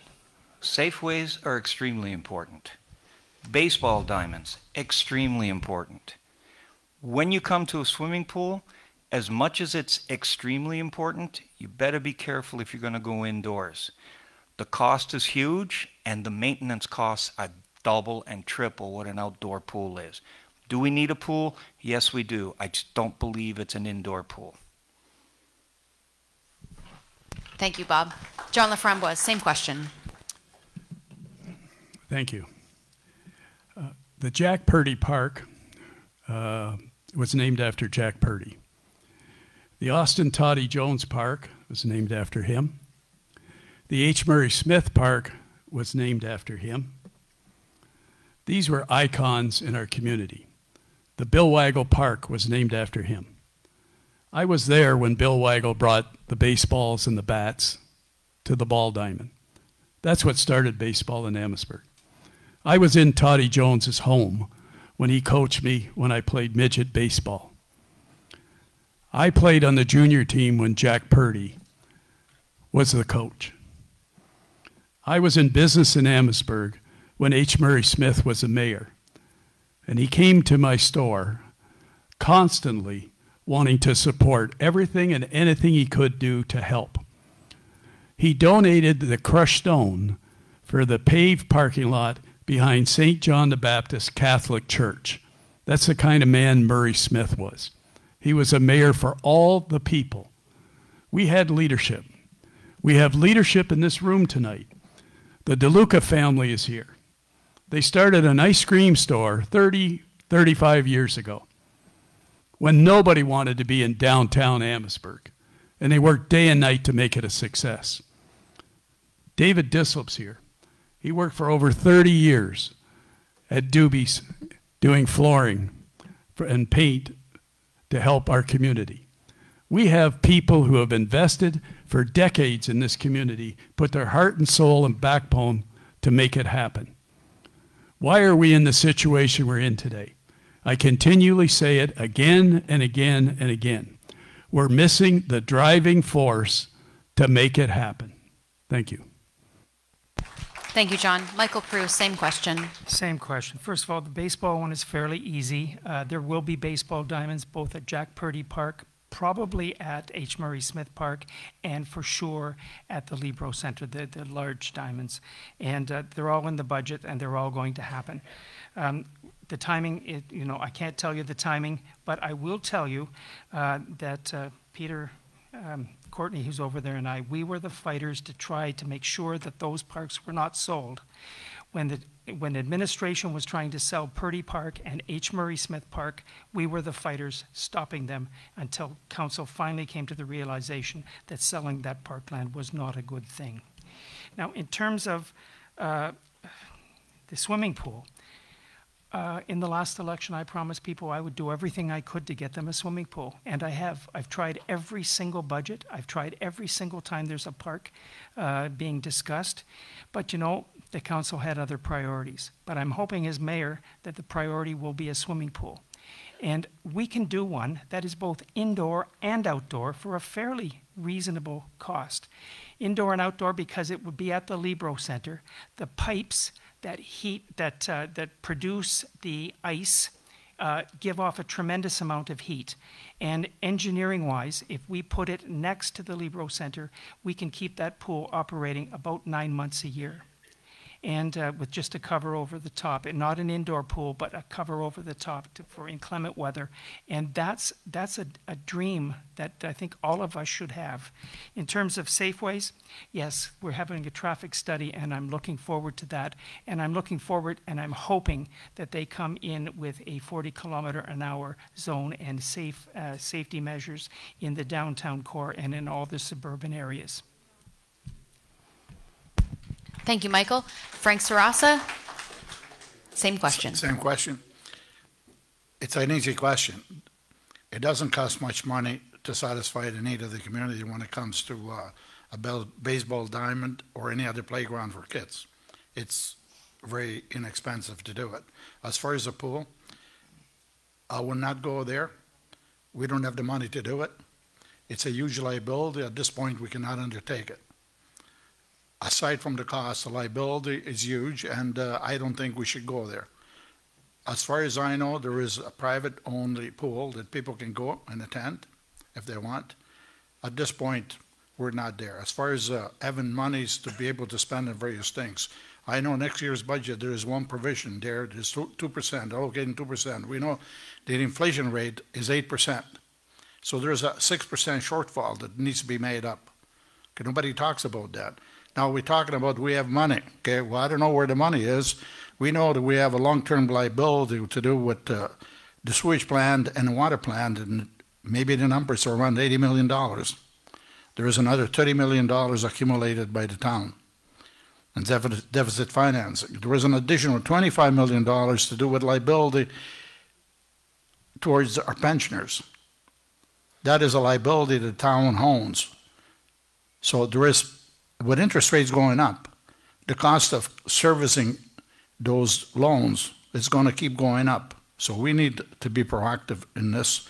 And as far as trying to tell people that we can do much more than what they've already done, I think it's basically it's lying to them because we don't have the resource to be able to do it. That's the answer.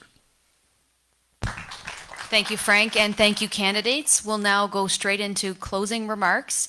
We are going to give you 2 minutes as well. Yeah, I know. You asked for it. So, Bob Rosankovic, we'll start with you. Give me a second. Yeah, absolutely. I wasn't expecting 2 I know. minutes. Trying to be generous for the mistakes I made. You're good Making to up us. for it. And we did give it to the deputy mayoral candidates as well. Of course you did. Okay. In closing, time is short, so here goes. Without question, I'm a financial conservative with a local thought process. My goal is to ensure that the town's finances are in order and that for every major expense, we need a business plan brought to council. A plan that details what we're doing, what the benefit is, what will it cost, where's the money coming from, what will it cost to maintain, what is the life cycle, and how will it be replaced. We owe this not just to us, but also to our children to get the required information. We simply cannot afford the spending sprees of major cities and pie-in-the-sky dreams. Town Hall must start taking into account the wants of our rural taxpayers, mainly roads. Too often this council has not listened or provided even minor necessities. Progress must happen in town, but we must be pragmatic and control that progress. Transparency and honesty are a must, along with a break on property taxes. It is possible, and it happens elsewhere. Effectiveness and efficiency must be found so as to lower the tax burden. We must create clear direction on Duffy's and Bellevue within this term. I have ideas, but council may bring some thoughts I hadn't considered. Our park situation is atrocious. This council's been hearing residents for 3 years on this issue, and now they want to play hero. Where were they with the petition and the letter of intent? Candidates have been touting that we need industry and are making promises they will bring it here. It's not that simple. A case in point is my recent visit to Queen's Park to see what might be available to at least plant some seeds.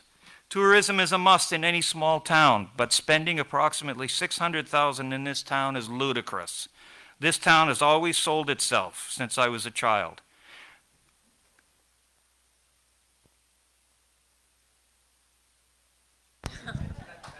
Thank you, Bobs.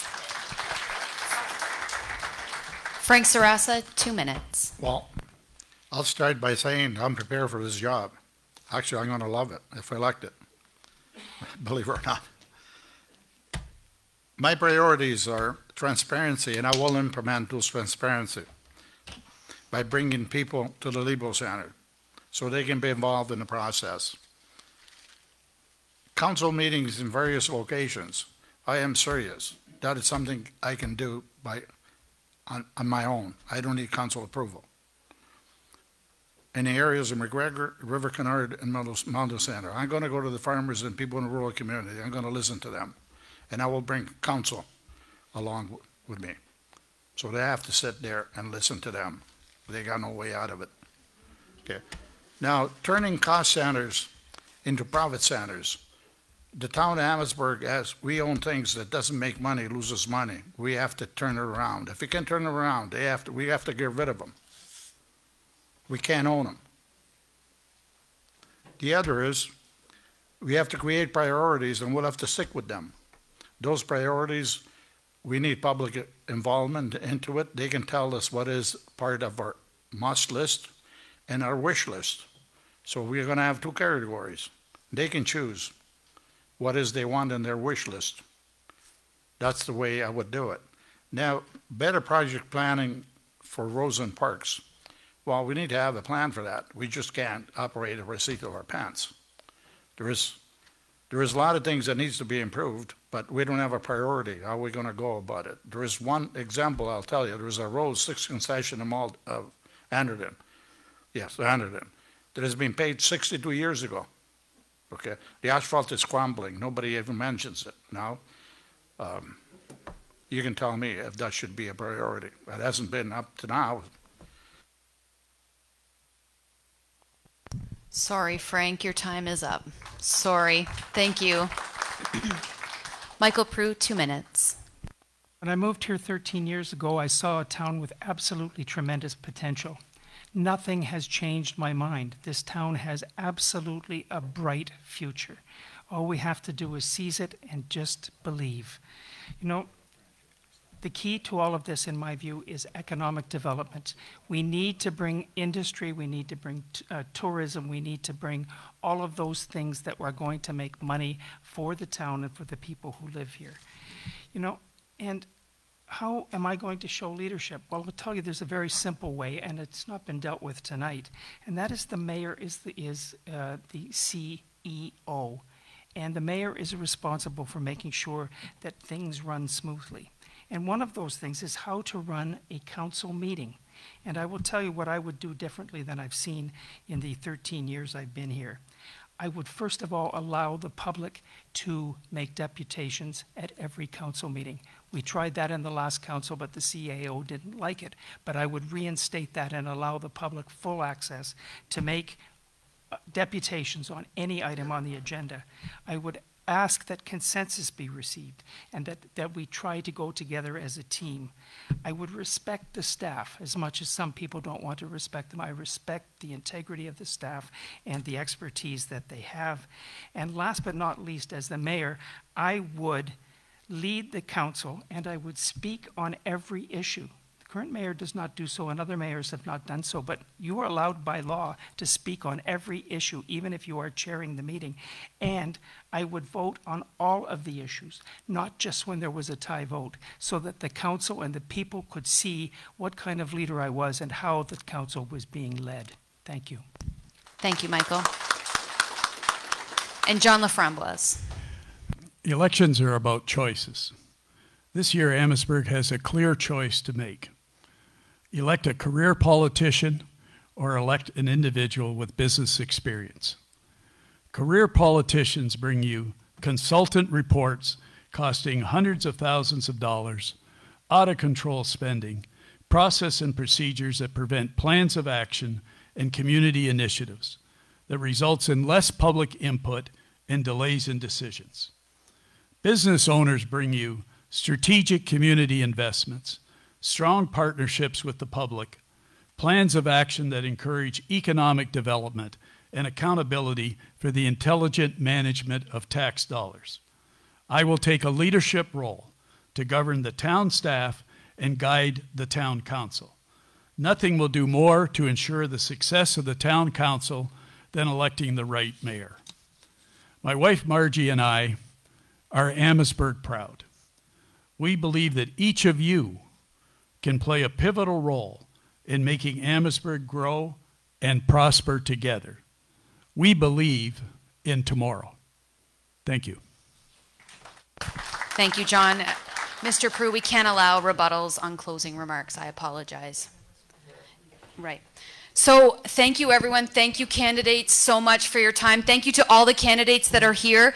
Thank you to our sponsors, Cintas, Canadian Tire, Emmetsburg, and the Dan Gemis Realty team. Before you all leave, don't forget to vote. Advance polls open on the 15th, and Election Day is on the 24th. Good luck to all of the candidates. Thank you for your time, and good night.